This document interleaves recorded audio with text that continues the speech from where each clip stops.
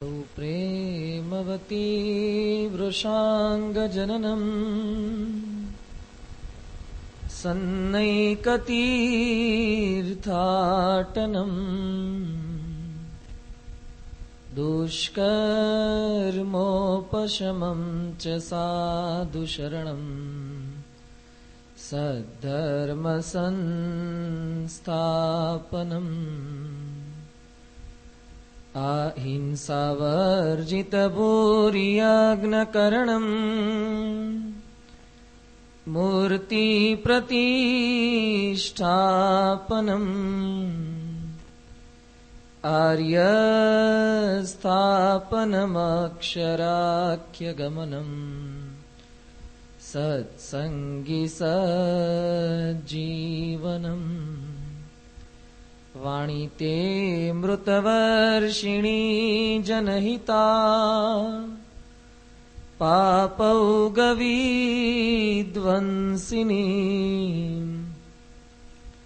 रम्यां शान्तिकरं नितान्तसुखदम् त्वद्दर्शनं पावकम् नैपुण्यं सकलोपमानरहितम् साध्वीक्रिया ज्ञानदा वन्दे त्वं प्रमुखं गुणालय गुरुं मोक्षाय भक्त्या सदा। श्री स्वामीनारायण भगवाननी जय।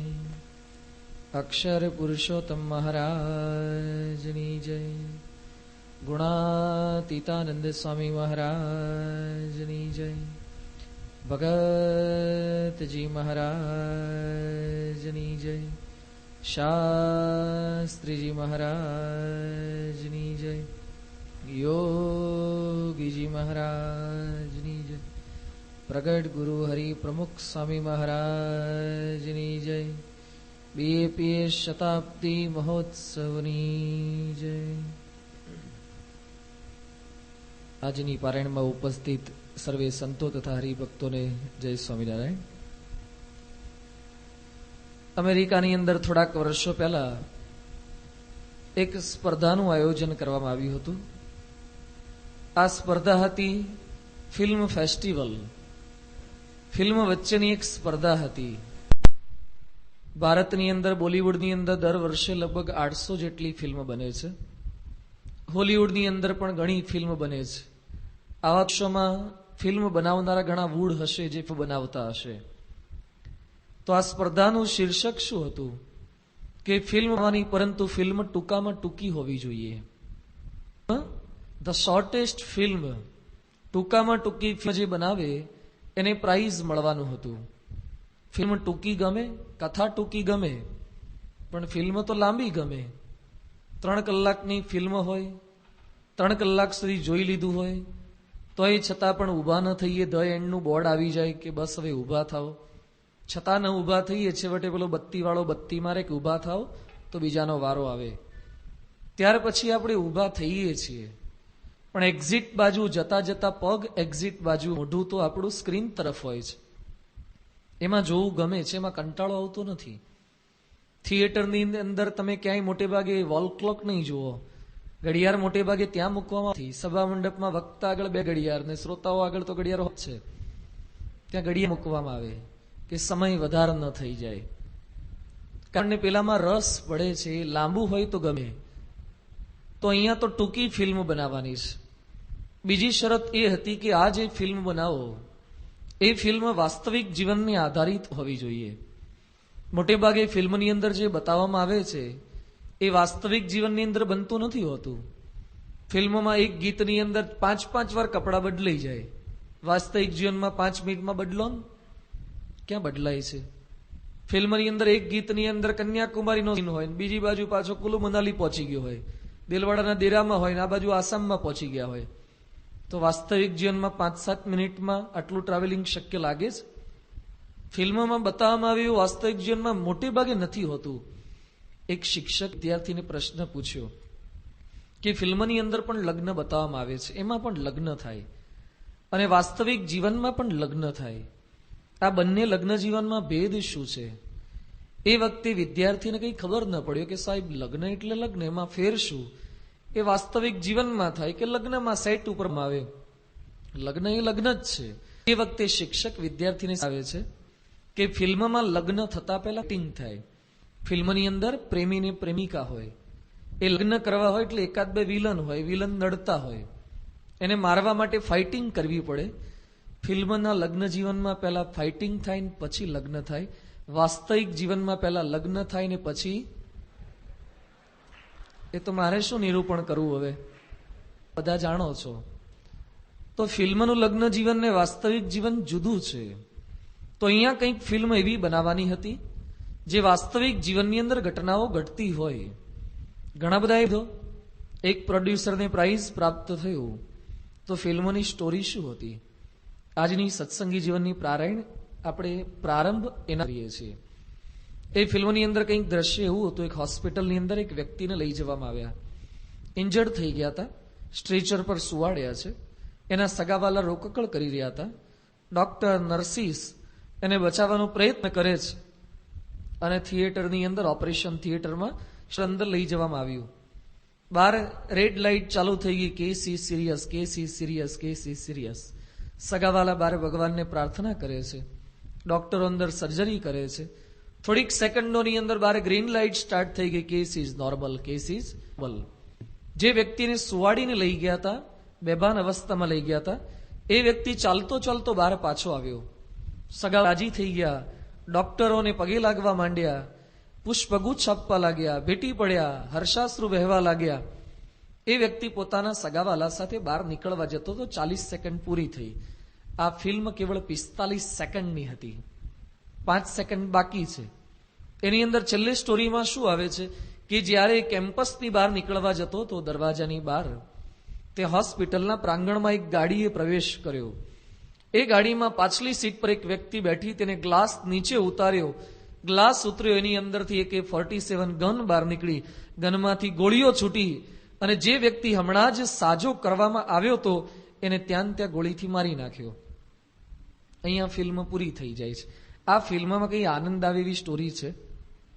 કોઈ ગીત ના આવે, કોઈ સંગીત ના આવે. તો આમાં વાસ્તવિક જીવન શું છે? ફિલ્મ પૂરી થાય પછી એક વાક્ય લખેલું આવે છે, એમાં સમાજની વાસ્તવિકતાનું ચિત્રણ દર્શાવવામાં આવ્યું છે. શું લખે છે? Half world today, half world is ready to save you, half world is ready to shoot you. આજે અડધું વિશ્વ તમને બચાવવા માંગે છે અને અડધું વિશ્વ તમને મારવા માંગે છે. સમાજની પરિસ્થિતિ આ છે. આજે સમાજમાં જેટલી ઝડપથી દવાઓ બની રહી છે કે માણસ સાજો રહે, એટલી જ ઝડપથી માણસ કેમ કરીને મરી જાય એ પણ બની રહ્યા છે. એ પડીકીઓ ને એવા માવા અને એવા વ્યસનો પણ એટલી ઝડપથી વધી રહ્યા છે. આજે સમાજની અંદર આતંકવાદીઓ એ કોઈ નેતાઓને, અભિનેતાઓને, મોટા માણસોને મારી ન નાખે એના માટે બુલેટ પ્રૂફ જાકીટ બની રહ્યા છે. જેટલી ઝડપથી એ બને છે, કદાચ એના કરતા પણ અધિક ઝડપથી આતંકવાદીઓ એવા હેન્ડ ગ્રેનેડ ને એવા બોમ્બ એ ડેવલપ કરી રહ્યા છે. સમાજની અંદર બંને પલ્લા એ સતત પ્રયત્નશીલ છે, સતત એ લોકો એનામાં પ્રગતિ કરી જ રહ્યા છે. તો સમાજની વાસ્તવિકતા આ છે. અધ્યાત્મ માર્ગે તો એમ કહી શકાય કે અડધા પરિબળો નહીં, મોટા ભાગના પરિબળો એ અધ્યાત્મના પંથેથી પાડવા માટેના હોય છે, કેટલાક જ ચડાવનારા હોય છે. આજે આપ આપના ઘરેથી આ મંદિર સુધી, પારાયણના સ્થળ સુધી પહોંચ્યા, એમાં રસ્તામાં કેટલા હોર્ડિંગ આપને જોવા મળ્યા જે થવાની વાત કરતા હોય. આપ આપના ઘરની અંદર ટીવી સ્ટાર્ટ કરો, ટીવીમાં એક એવી ચેનલ કહો કે જે ચેનલ સ્ટાર્ટ કરી એમાં પૂર્ણ પુરુષોત્તમ ભગવાન સ્વામિનારાયણથી લઈ અને પ્રમુખ સ્વામી મહારાજને રાજી કરી લેવા જોઈએ એવી એક વાત કે સંદેશ આવતો હોય. આજે દિવ્ય ભાસ્કર, ગુજરાત કે સંદેશ કે અભિયાન, ચિત્રલેખા, કોઈ પણ મેગેઝિન, મંથલી, વીકલી એને ખોલીએ અને પછી એક એવો લેખ બતાવો જેની અંદર આ સંસાર નાશવંત છે અને આ દેહ કરીને બ્રહ્મરૂપ થઈને અક્ષર પુરુષોત્તમની ઉપાસના કરવી જોઈએ, બ્રાહ્મી સ્થિતિ કરી લેવી જોઈએ, એવી વાતો કેટલા લેખની અંદર લેખાણમાં આવે છે? તો નથી આવતું મોટે ભાગે ક્યાંય. મોટા ભાગનો વર્ગ એ આપણને અધ્યાત્મના માર્ગેથી પાડનારો છે, જ્યારે કેટલોક સમુદાય, કેટલોક વર્ગ એ આપણને અધ્યાત્મના પંથે આગળ વધારનારો છે. આપણું બહુ જ મોટું સૌભાગ્ય છે કે આપણે એક એવા પુરુષના સાનિધ્યમાં બેઠા છે. એક એવા મોટા પુરુષે મારો સર્વનો હાથ પકડ્યો છે. એ આપણને હાથ પકડીને ભગવાન સુધી લઈ જાય છે. પરિબળો સતત પ્રયત્ન કરતા રહે છે, પણ એની વચ્ચે પણ એમણે આ એટલી મજબૂતાઈથી આપણો હાથ પકડ્યો છે. અને મજબૂતાઈ વિશેષ કરીને આપણે દ્રઢ કરી શકીએ આપણા તરફથી, એમના તરફથી કોઈ જ ખામી નથી. પણ આપણે હાથ છોડાવીને ન ચાલ્યા જઈએ, એના માટે આપણું હૈયું મજબૂત થાય, આપણું મન કેવળ એમની અંદર લાગેલું રહે, એના માટે આ એ કથા વાર્તાના શબ્દો અત્યંત ઉપયોગી નીવડે છે. શબ્દ શબ્દ તું ક્યાં કરે, શબ્દ કોને હાથ પાવ, એક શબ્દ ઔષધ કરે, એક શબ્દ કરે ગાવ. શબ્દમાં શું શક્તિ છે? આપણને લાગે કે બોલવાથી શું થવાનું છે, સાંભળવાથી શું એવું બહુ મોટું પરિવર્તન થવાનું છે, પણ એ શબ્દની અંદર એવી અપાર શક્તિ રહેલી છે જે આપણને જાગૃત કરી શકે છે. એવા ભગવત કથા વાર્તાના શબ્દોનું શ્રવણ, વ્યાસન સાક્ષાત્કારનો કંઈક પ્રયત્ન એ આપણે પરમાત્માના સંતના બળે કરીને કરવાના છે. આ પારાયણની અંદર સત્સંગી જીવન ધર્મગ્રંથમાં ભગવાનનું સ્વરૂપ સમજવાનો, સંતનું સ્વરૂપ સમજવાનો અને પોતાનું સ્વરૂપ સમજવાનો પ્રયત્ન કંઈક આપણે કરીશું. પરંતુ ભગવાનનું સ્વરૂપ કઈ રીતે સમજી શકાય? ભગવાનની રચના જોઈએ તો પણ ભગવાનનું સ્વરૂપ આપણે કંઈક અંશે સમજી શકીએ છીએ.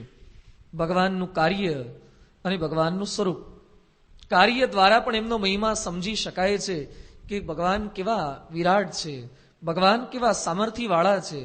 નિષ્કુળાનંદના પદમાં લખ્યું છે, જેણે રચ્યું આ જગત જોને જુજવીએ, જાતનું રે જોતા મુંજાઈ જાય મત, એવું વાત વાતનું રે. ભગવાનની રચનાનો ઉલ્લેખ નિષ્કુળાનંદ કરે છે કે પરમાત્માની રચનાનો વિચાર કરીએ તો પણ આપણને આશ્ચર્ય ઉપજે છે, એમનો મહિમા સમજાય છે.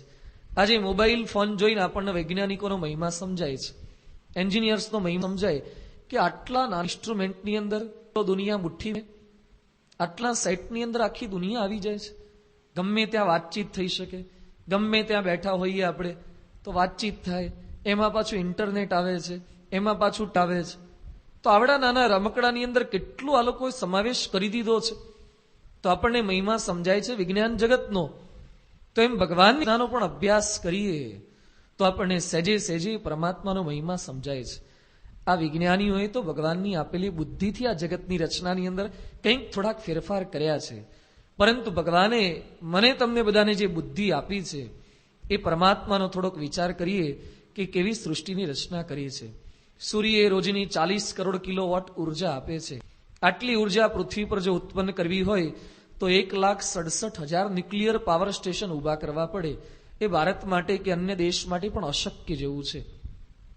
સૂર્ય એક દિવસમાં આટલી ઉર્જા એ મૂકી શકે છે. આજે હું ને તો એ બધા પૃથ્વી પર બેઠા છીએ.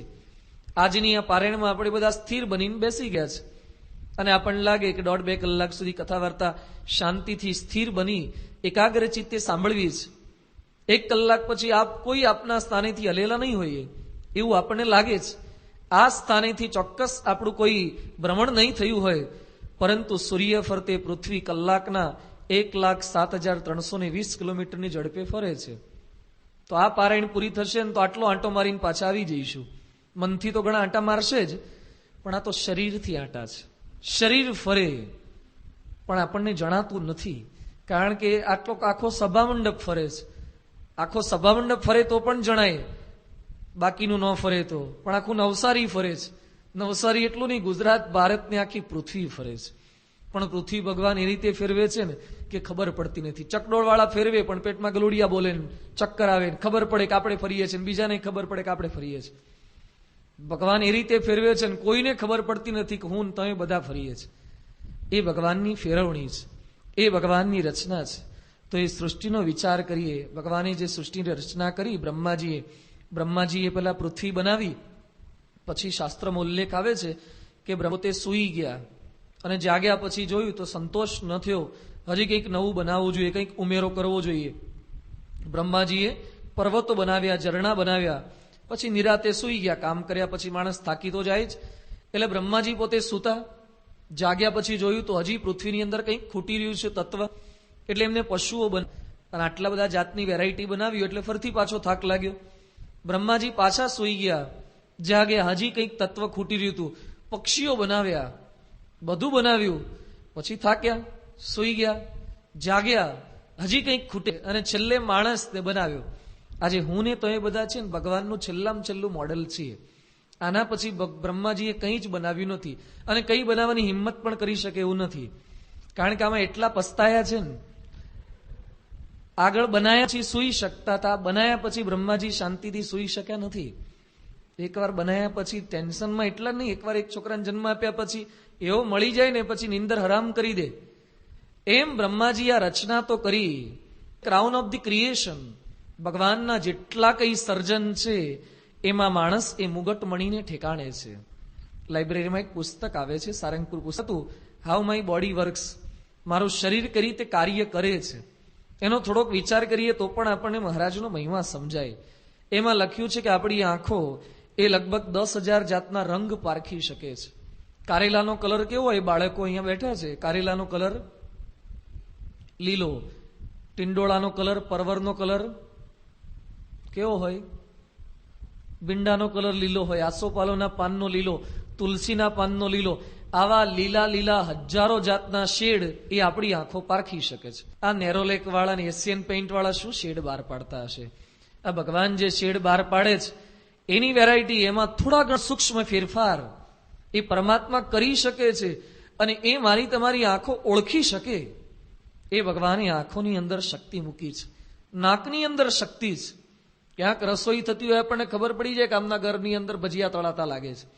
નેટવર્ક પકડાઈ જ જાય, ટાવર ન હોય તો એમાં કોઈ દિવસ મોટે ભાગે વાંધો નથી આવતો. તો એ નાકની અંદર શક્તિ છે. શ્રીજી મહારાજ ગઢપુરમાં એકવાર સભા ભરીને બેઠા હતા. ભાગવતનું આખ્યાન ચાલુ હતું. પ્રાગજી પુરાણી કથાનક વાંચી રહ્યા હતા. દશમ સ્કંદની કંઈક વાત આવતી હતી. એમાં દશમ સ્કંદમાં કૃષ્ણ ભગવાને વાંસળી વગાડી એટલો ઉલ્લેખ કર્યો. પછી પ્રાગજી પુરાણી કે એક થયો.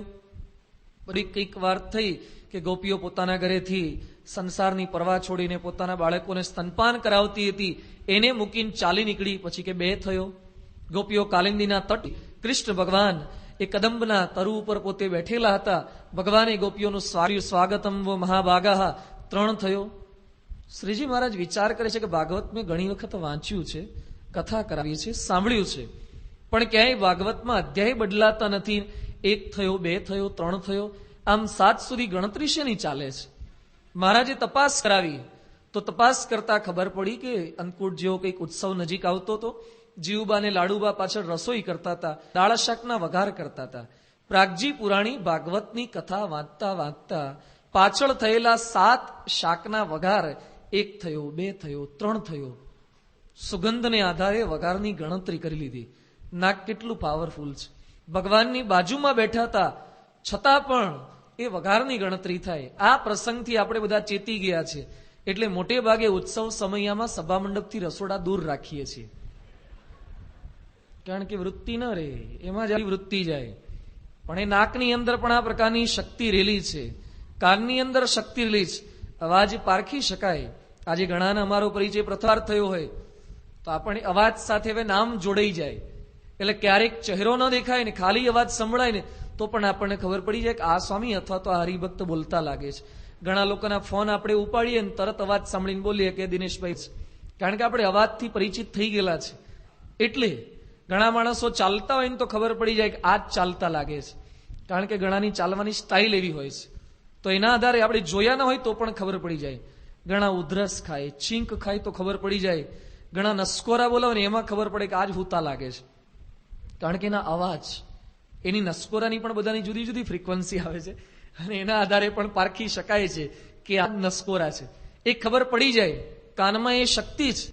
તમારી સોસાયટીની અંદર તમે ઓફિસે ગયેલા હોય અને ત્યાંથી પાછા ફરતા હોય અને સાંજે તમારો આવવાનો ટાઈમ થયો એટલે છોકરો દરવાજો ખોલી નાખે. સોસાયટીમાં કેટલા બધા માણસો રહેતા હોય, કેટલા બધા ગાડીઓ લઈ લઈને પાછા આવતા હોય, પણ અવાજ સાંભળીને છોકરો દરવાજો ખોલી નાખે. એને ખબર પડી જાય કે મારા પપ્પા જ આયા લાગે છે. હવે સોસાયટીમાં કેટલા એના પપ્પા છે, તને કેમ નહીં ખબર પડી કે તારા પપ્પાની જ ગાડી આવી છે? કારણ કે આપણા બાપુજી સિવાય કેરોસીન કોઈ નાખતું નથી, એટલે ખબર પડે છે. તો કેરોસીન નાખે તો જ સાયલેન્સરના અવાજ જુદા આવે. પણ એ અવાજ પણ પારખી શકાય છે. એ કાનની વિશિષ્ટ અને વિરલ શક્તિ છે. તો કાનની શક્તિ, આંખની શક્તિ એક એવી ફેક્ટરી તો બતાવો સુરત નવસારીમાં રો મટીરિયલ જુદું હોય ને પ્રોડક્ટ એક હોય. આ સાઉથ વાળા ભાત ખાય છે, ઉપર રોટલીઓ ખાય છે, અમુક મુસલમાનો માંસ ખાય છે, ચીનાઓ બતક ખાય ને સાપ ખાય, બધા જાત જાતનું જુદું જુદું ઘણું ખાતા હોય છે. રો મટીરિયલ જુદું જુદું, પ્રોડક્ટ દરેકની લોહી એક જ બને. શું શરીરની રચના એ ભગવાને બનાવેલી હશે. મગજની રચના, શરીરના કોષો, આ શરીરની રચના બહુ વિશિષ્ટ અને વિરલ છે. એનો થોડોક અભ્યાસ થાય તો આપણને ભગવાનનો મહિમા સમજાય. બાળક જયારે નાનો હોય ને, જન્મ પામે ત્યારે એના મોઢાની અંદર દાંત નથી હોતા. બાળક મોટો થાય ત્યારે દુધિયા દાંત આવે. બાળક થોડોક મોટો થાય ત્યારે કાયમી દાંત આવી જાય. એ મોટે ભાગે છેલ્લે સુધી રહે જો આગુ પાછું ન કરે તો. અને પછી દાંત ગડપણ આવે એટલે પાછા પડી જાય. જો ભગવાન બાળકને દાંત કેમ નથી આપતા? બાળક જન્મે ત્યારે ઇનબિલ્ટ દાંત આપી દેવા જોઈએ ને. પછી મોટો થઈને દાંત આવે ને પાછા અંદર ઝાડા પેશાબ થઈ જાય ને પાછી તકલીફ થઈને માંદ પડી જાય. છોકરાને જયારે દાંત ઉગે ને ત્યારે તકલીફ વાળું વાતાવરણ હોય છે. તો આવું ભગવાન કેમ કરતા હશે? દાંત પહેલેથી કેમ નથી આપતા? અને ગડપણમાં દાંત પાછા કેમ લઈ લે છે? ભગવાન પાસે અમુક જ નંગ છે એટલે નવાને આપવા માટે પેલા જૂના પારણસો પાસે લઈ લેવા પડે. કેમ ભગવાન આવું કરતા હશે? બાળકને દાંત નથી આપતા ભગવાન જાણે છે એની હોજરી મજબૂત નથી. એ બાળકને માતાને સ્તનપાન કરશે, જો દાંત આપીશું બચકા ભરશે એટલે દાંત ન અપાય. એ બારે બારે ખાવા લાગશે, પચાઈ નહીં શકે એટલે દાંત ન અપાય. તો ગડપણમાં દાંત પાછા કેમ લઈ લે છે? જાણે છે આખી જિંદગી આને શેરડીના સાંઠા જ ઉલાળ્યા છે, આગુ પાછું ખાધું છે. એ વખતે હોજરી મજબૂત હતી, હવે હોજરી મજબૂત નથી રહી, દાંત પાછા લઈ લેવાના. એટલે પોચું પોચું હોય એટલું ખાય, જે પચે એવું હોય એટલું ખાય. પણ આપણે એટલા હોશિયાર છીએ ને ચોકઠા પહેરી પહેરીને ટોસ્ટ તો ખાવાના જ. ભગવાનને ઉઠા ભણાવે એટલા માણસો તૈયાર થઈ ગયા છે. પણ કહેવાનું શું કે આ શરીરની રચના, ભગવાનની રચનાનો કોઈ પાર પામી શકે નહીં. માણસોને વાળ ધોળા થાય, માણસો વાળ કાળા કરે છે. માણસની વિશિષ્ટ પ્રકૃતિ છે. કાળા પૈસાને ધોળા કરે ને ધોળા વાળને કાળા કરે. બે રીતે આપણે ફેરફાર કરીએ છીએ. ધોળા વાળ થઈ ગયા ને કાળા કરવાના, પણ ઉગે એને કોણ પૂગે? જે ઉગ્યા જ કરે એને કેમ ના પોગી શકવાના? ઘણી વાર માણસો ઉપરથી વાળ કાળા કરે, ઉપરના ડુંડા કાળા હોય ને મૂળિયા ધોળા થઈ ગયા હોય, કેમ ના પોગી શકવાના તમે? આ શરીરની રચના છે. તો કોણે બનાવ્યું છે? અદભુત ટેકનોલોજી છે. રાજકોટના એક ભાઈ હમણાં મદ્રાસ ગયા હતા. મેં કહ્યું શાના માટે ગયા? એ કે મારા ભાઈને અચાનક બારી અંદર લપસી ગયા. મેં કહ્યું શું થયું? ધામમાં નથી? ના કે ધામમાં નથી ગયા, પણ થોડો કંઈક એવો મૂઢમાર વાગી ગયો, મને જોઈ શકે, ઓળખી શકે છે, પણ બોલવાનું પૂરું થઈ ગયું. હવે ખાલી બાથરૂમમાં લપસી ગયા, એમાં અંદર કોણ જાણે સ્ક્રૂમાં કંઈક ફેરફાર, કંઈક કનેક્શનમાં એકા જ વાયરનું કનેક્શન ઢીલું પડી ગયું. અને ઓળખ ખાલી છે કે ભાઈ આવ્યા છે રાજકોટથી, પણ એક પણ વાક્ય બોલી નથી શકતા. ઓળખે પણ મગજ એ મોઢાને સંદેશ નથી આપી શકતું. હવે અહીંયા નેટવર્કમાં કઈ ટાવર પકડાતો નહીં હોય, કેટલું ડિસ્ટન્સ છે? અહીંયાથી અહીંયા સુધી પહોંચાડવામાં શું ડિસ્ટન્સ છે? પણ છતાં પણ સહેજ કનેક્શન લૂઝ થઈ જાય, તાકાત નથી કે એને ફરીથી જાગૃત કરી શકે. એ શરીરની રચના ભગવાને બનાવી છે. આવું દિવ્ય શરીર પ્રાપ્ત થયું. એ શરીર પ્રાપ્ત થયા પછી પણ માણસો એ હતાશ નિરાશ શા માટે? આવું દિવ્ય શરીર પ્રાપ્ત થયા પછી પણ માણસો આત્મહત્યા શા માટે કરે છે? પરદેશની અંદર એક પુસ્તક બહાર પડ્યું છે, હાઉ ટુ સુસાઇડ ઇઝીલી. કઈ રીતે સરળતાથી મરવું, કારણ કે ઘણાને મરતા ન આવડે. ઉપરથી ઠેકડો મારે, પોતે બચી જાય, નીચે રોડ પર જતોય મરી જાય, એના ઉપર પડે. રેલવેના પાટા પર હુવા ગયો હોય, ટ્રેનના ટાઈમ ખબર ન હોય, જાય બચી જાય. અથવા ઝેર ખાય, ઝેરમાં પાછું બેડશેડ વાળું આજકાલ તો આવે બધું, ઝેરમાં બેડશેડ આવે, એમાં બચી જાય. અથવા પંખાને પાંખીએ લટકે ને પાંખિયા વળી જાય. એ ફાવવું જોઈએ ને, મરતા એ ફાવવું જોઈએ ને. તો પુસ્તક બહાર પાડે જ કઈ રીતે મરવું. અને એમાં એક બનાવી છે અમેરિકા વાળાએ, કિલિંગ બેગ.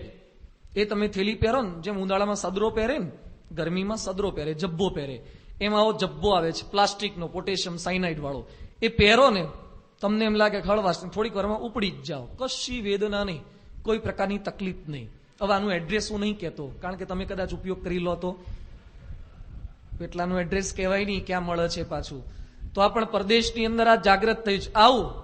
આવા સંશોધનો માણસ કરે છે, કઈ રીતે મરવું કરવું. એ તો આવું દિવ્ય શરીર પ્રાપ્ત થયા પછી કેમ કરવું પડે છે?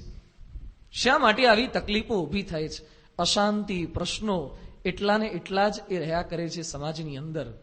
તો કથા વાર્તા થકી એ સ્થિરતા પ્રાપ્ત થાય છે. કથા વાર્તા બાહ્ય ફેરફાર કંઈ જ નથી કરતી. ભાગવતમાં ઉલ્લેખ આવે છે, જેના માટે શુકદેવજીએ ભાગવતની કથા સંભળાવી પરીક્ષિત. 7 દિવસની આખી કથા વાર્તા પૂર્ણ થઈ ગઈ અને પછી 7 દિવસના અંતે તક્ષક નાગ આવીને પરીક્ષિતને કરડ્યો પણ ખરો. લોકો કહેતા કે પેલા બાવાએ બોલ બોલ કર્યું, પેલા એ સાંભળ સાંભળ કર્યું, છતાં પણ સાપ આવીને કરડ્યો તો ખરો જ. તો કથા વાર્તા સાંભળવાથી લાભ શું થયો? અને આપણે ખરેખર વિચાર કરીએ તો એવું લાગે કે સાપ કરડવાનો હતો, તો કથા સાંભળ્યા થકી સાપની નિવૃત્તિ તો થઈ નથી. પણ જે પરીક્ષિત કથા વાર્તા સાંભળતા પહેલા જે મૃત્યુ થકી ડરતા હતા, એ જ પરીક્ષિત કથા વાર્તાના અંતે પોતે શું બોલી ઉઠ્યા? ભગવન તક્ષકાદિભ્યો મૃત્યુર્ભ્યો ન બિબેમિહમ પ્રવિષ્ટો બ્રહ્મ નિર્વાણમ અભયમ દર્શિતમ ત્વયા. હે પ્રભુ, પેલા હું નાગ થકી ડરતો હતો, હવે મારી બીક દૂર થઈ ગઈ છે. અભયમ દર્શિતમ ત્વયા, તમે મને અભય કરી નાખ્યો, નિર્ભય કરી નાખ્યો. કથા વાર્તા આ કાર્ય કરી શકે છે. બાહ્ય ફેરફાર વિજ્ઞાન કરે છે, આંતરિક ફેરફાર કથા વાર્તા કરે છે. બાર રોડ ઉપર સિટીની અંદર બ્યુટી પાર્લરો હોય છે. એ બ્યુટી પાર્લર તમે કાળા હોય કે વાળવાળા હોય ને તો થોડાક સીધા કરી નાખે, લગ્ન પહેલા કે લગ્ન પછી કે જયારે જરૂરિયાત હોય ત્યારે તમને કરી આપે, થોડોક ફેરફાર કરી આપે અને આપણે રાજી થઈએ કે વાહ ઉજળા થઈ ગયા, તો થોડોક ટાઈમ ચાલે છે. એ બ્યુટી પાર્લર તમારા બાહ્ય રૂપ રંગમાં ફેરફાર કરે. કથા વાર્તા પ્યોરિટી પાર્લર છે. કયું પાર્લર છે? It's not a beauty parlour, it's a purity parlour. એ અંદરથી ફેરફાર કરે છે. બહાર ગમે તેટલી બ્યુટી હોય પણ અંદર પ્યોરિટી ના હોય તો બહારની કોઈ જ બ્યુટી કામ લાગતી નથી. એટલે કથા વાર્તા થકી દ્રઢ થાય છે, શાંતિ મળે છે. તો પરીક્ષિતની અંદરની એ સ્થિરતા પ્રાપ્ત થઈ, અંદરથી એ નિર્ભયતા પ્રાપ્ત થઈ, અંદરથી ભગવાનનો નિશ્ચય એની પરિપક્વ થઈ ગયો. તો 5 દિવસની આ પારાયણ સાંભળ્યા પછી કદાચ કોઈ નવસારીના રોડપતિ હરિભક્ત હશે તો કરોડપતિ નહીં થઈ જવાય. કથા વાર્તા સાંભળ્યા પછી કોઈ નિસંતાન હોય તો સંતાનની પ્રાપ્તિ થશે એવી કોઈ કથા વાર્તા ગેરંટી નથી આપતી. કથા વાર્તા સાંભળ્યા પછી નોકરી નહીં હોય, 5 દિવસ સાંભળો તો નોકરી મળી જાય એવી કોઈ ગેરંટી ભારત વર્ષની કે હિન્દુ ધર્મની કોઈ કથા વાર્તા નથી આપતી. પણ કથા વાર્તા એટલી ગેરંટી જરૂર આપે છે કે નિસંતાન હોવા છતાં જેને સંતાન હશે એના કરતા પણ પ્રસન્ન તમે રહી શકશો. તમે રોડપતિ હશો છતાં પણ કરોડપતિ કરતા પણ વધારે આનંદની અનુભૂતિ કરી શકશો. આંતરિક ફેરફાર એ કરી આપે છે, અંદરથી કલેવર બદલી નાખે છે. અને અત્યારના વાતાવરણની અંદર અધિક આવશ્યકતા આની છે. વિજ્ઞાન બાહ્ય ફેરફાર કરી રહ્યું છે, આંતરિક ફેરફાર એ વિજ્ઞાન પણ કરી શકતું નથી. આઈન્સ્ટાઈન પોતે કહેતા, science can denature the plutonium. વિજ્ઞાન અણુને તોડી શકે છે, it can't denature the evil that is in the heart of the human being. વિજ્ઞાન એ માણસના હૃદયમાં રહેલું અજ્ઞાન, માણસના હૃદયમાં રહેલી વાસના, એ વાસનાને ક્યારેય દૂર કરી શકતું નથી. એ વાસનાને દૂર કરવા માટે, અંદરથી સ્થિર થવા માટે આની આવશ્યકતા છે. એ ભગવદ કથા વાર્તાની સ્થિરતા આવે. બીજું બધું ગમે તેટલું આપણી પાસે પ્રાપ્ત થયું હોય પણ મન અસ્થિર થઈ જાય તો, સારામાં સારી વાનગી જમવા બેઠા હોઈએ અને કોઈક આપણી ડીશ છીનવી લે તો, સભામાં પહેલી લાઈનમાં બેઠા હોય અને પછી કોઈક ઉભા કરીને પાછલી લાઈનમાં ગોઠવી દે તો શું થયું? મન અસ્થિર થઈ ગયું. પછી એનું સુખ નહીં આવે, ભોજનનું સુખ નહીં આવે. છોકરો 12મા ધોરણની રિઝલ્ટ લેવા માટે ગયો હોય, એની મમ્મીએ તૈયારી કરી હોય, ગુલાબજાંબુ બધી સારી વાનગીઓ બનાવી હોય કે બેટો રિઝલ્ટ લઈને આવે, અને પછી છોકરાને આજે તો ગિફ્ટ આપવી છે, જમાડવો છે, રાજી કરવો છે. છોકરો રિઝલ્ટ લઈને આવતો હોય, રિઝલ્ટમાં જોવે તો બધા વિષયનું ગ્રાન્ડ ટોટલ 35 થયું હોય, બધા વિષયનો સરવાળો માંડ 35% થયો હોય, અને પછી રિઝલ્ટ લઈને આવે, વાનગીઓ એની એ હોય પણ એમાં ખાવાનું સુખ આવશે ખરું? કેટલાક એવા હોય તો તોય ખાતા હોય છે, ઘણા 35% પાર્ટીઓ હાલે છે, એ વાત જુદી છે. પણ જે ડાયો હોય, જે સમજુ હોય, એને 35% આવ્યા પછી વાનગી ખાવાનો આનંદ નહીં રહે. અંદર ખબર પડી ગઈ. જો શેર બજારમાં પૈસા રોક્યા હોય અને પછી તમે મીટિંગમાં આવીને બેઠા હોય, યજ્ઞપ્રિય સ્વામી બધા સંતો આવીને મીટિંગમાં બેઠા હોય, અથવા તો તમે કોકના રિસેપ્શનમાં ગયા હોય અને સારામાં સારી વાનગી ખાતા હોય, ત્યાં કોકનો ફોન આવે, સેન્સેક્સ તૂટ્યો અને ભાવ ગબડ્યા, અને તરત જ તમે ગબડી પડો છો. શરીરથી ઉભા હો છો, મનથી ગબડી પડો છો. મનથી ડિસ્ટર્બ થઈ ગયા પછી કોઈ વાનગી, કોઈ વ્યક્તિ, કોઈ સ્થાન ક્યારેય કોઈને પણ આનંદ આપી જ શકતું નથી. આ કથા વાર્તા અંદરથી સ્થિરતા એ આપણને બક્ષે છે. ભગવાન સ્થિર છે, સંત સ્થિર છે, આત્મા સ્થિર છે. એની સાથે આપણું જોડાણ થાય ભગવાન અને સંત સાથે તો આપણે પણ કંઈક સ્થિર બની શકીએ છીએ. પરીક્ષિતની વાત જુદી હતી. પરીક્ષિત આપણા કરતા સૌભાગ્યશાળી હતા, કારણ કે પરીક્ષિતને 7 દિવસ પછી મૃત્યુ થવાનું હતું એટલું નક્કી હતું.